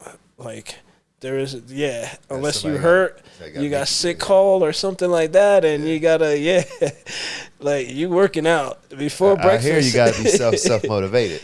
Out here, you have to be self-motivated. You have to, and I could see how you can fall off track or not. Just me trying to go 3 to 4 times a week is like shit. I gotta consciously go to the gym. Like, I'm allotting this set of time, to go to the gym, That's why there's so many fat MFs around here. It's just hard. Man, I lost hella weight. I'd come back up. I'd gain, but, to stay stable and be, I got to go at least 3 to 4 times, especially now getting older. Back then, it was like nothing, just... That's all I was trained to do. That's all we did, running, 2 miles, doing the tests and stuff, pull-ups, all that shit, to now being this age now, thank God it's like I was preserving myself because I could still pass for I'm probably still 19 years old now. So right now you got a pressure washing business? So and you're about to start do some landscaping businesses? Now, so I have now 2 companies. I have a Pride Land Management, LLC, which is a management company. So within that company, I have it structured to it has the Department of Transportation part of it. Then land is set for landscaping and janitorial. Oh, I see. And so that way, my overall idea is to get into the government contracting and getting those opportunities as a small business. They owe you, goddammit, some government contracting. All you done for this government. Oh man, I guess. Owe you. Yeah. They owe you. Well, I guess if you say they owe me, but man, yes, they owe you. They definitely won't. These contracts will not just come. You gotta go get it. You gotta go get them. So if somebody's wanting your service or someone wants to reach out to you or hear more about your story, how could they contact you or get some of your services? So right now, you could get in contact with me for my cleaning companies. My other cleaning company is called Clean Choice Solutions, but just like how Pride Land Management set up with different things that it's going to do, I'm going to have the same thing as well. So that Clean Choice Solutions is also going to be something for like overall. I want to teach people how to build a business credit, create a business, create a LLC, how to get things going, set up, and then sign up as a small business to be able to get into doing business with the government contract. I haven't been acting on it yet. Everything is still fairly new, but all I have right now is my current Instagram. That's all I have. I don't even have a Facebook, man. Go ahead, tell us both. What are they? So Milo_Madness on Instagram, and Milo_Madness 55. You guys can get to grow with me as I build everything and get to go through it. You know, check him out, guys. Go follow him. What is your Instagram again? It's Milo_Madness 55. Milo_Madness 55. Follow my boy. Yep. It was great talking to you, man. It was great talking to you. When these guys are out at war and they're out doing these things to defend our country, and this guy right here next to me has spent almost 20 years of his life. 20 years he dedicated to this country. And when people like him come back, we need to support them. Whatever it is they're in. I don't care if they're picking up dog shit, if they're kicking rocks, whatever they decide to do, we need to support them because they earned it. When you're a civilian, you don't realize what it's like he said, going through a city and literally death lurks around every corner. You could drive, someone could jump out with the rocket launcher and blow you up. A little kid could run up on you with a suicide bomb you. Is that right? You know, it's a very tough, stressful life. And this man right here went back into it running several times. And I can guarantee you that a lot of you people listening to this wouldn't do that. You might say you would, but I'm just telling you, you don't realize what it's like going through what he went through. So let's respect all our soldiers and all the people that out there that are out there to protect us and to be and keep our freedoms whole. Respect them and give them the love and let's cherish our soldiers. Let's hold them on a pedestal and let's always support them in any way. Remember, guys, if you have a good story, reach out to us at the C-Rod Tell Me Your Story podcast. Tell me your story with the S in between the D and the C in podcast at gmail.com. We talk to anybody. Make sure you support your soldiers. I'm C-Rod, and I'm out.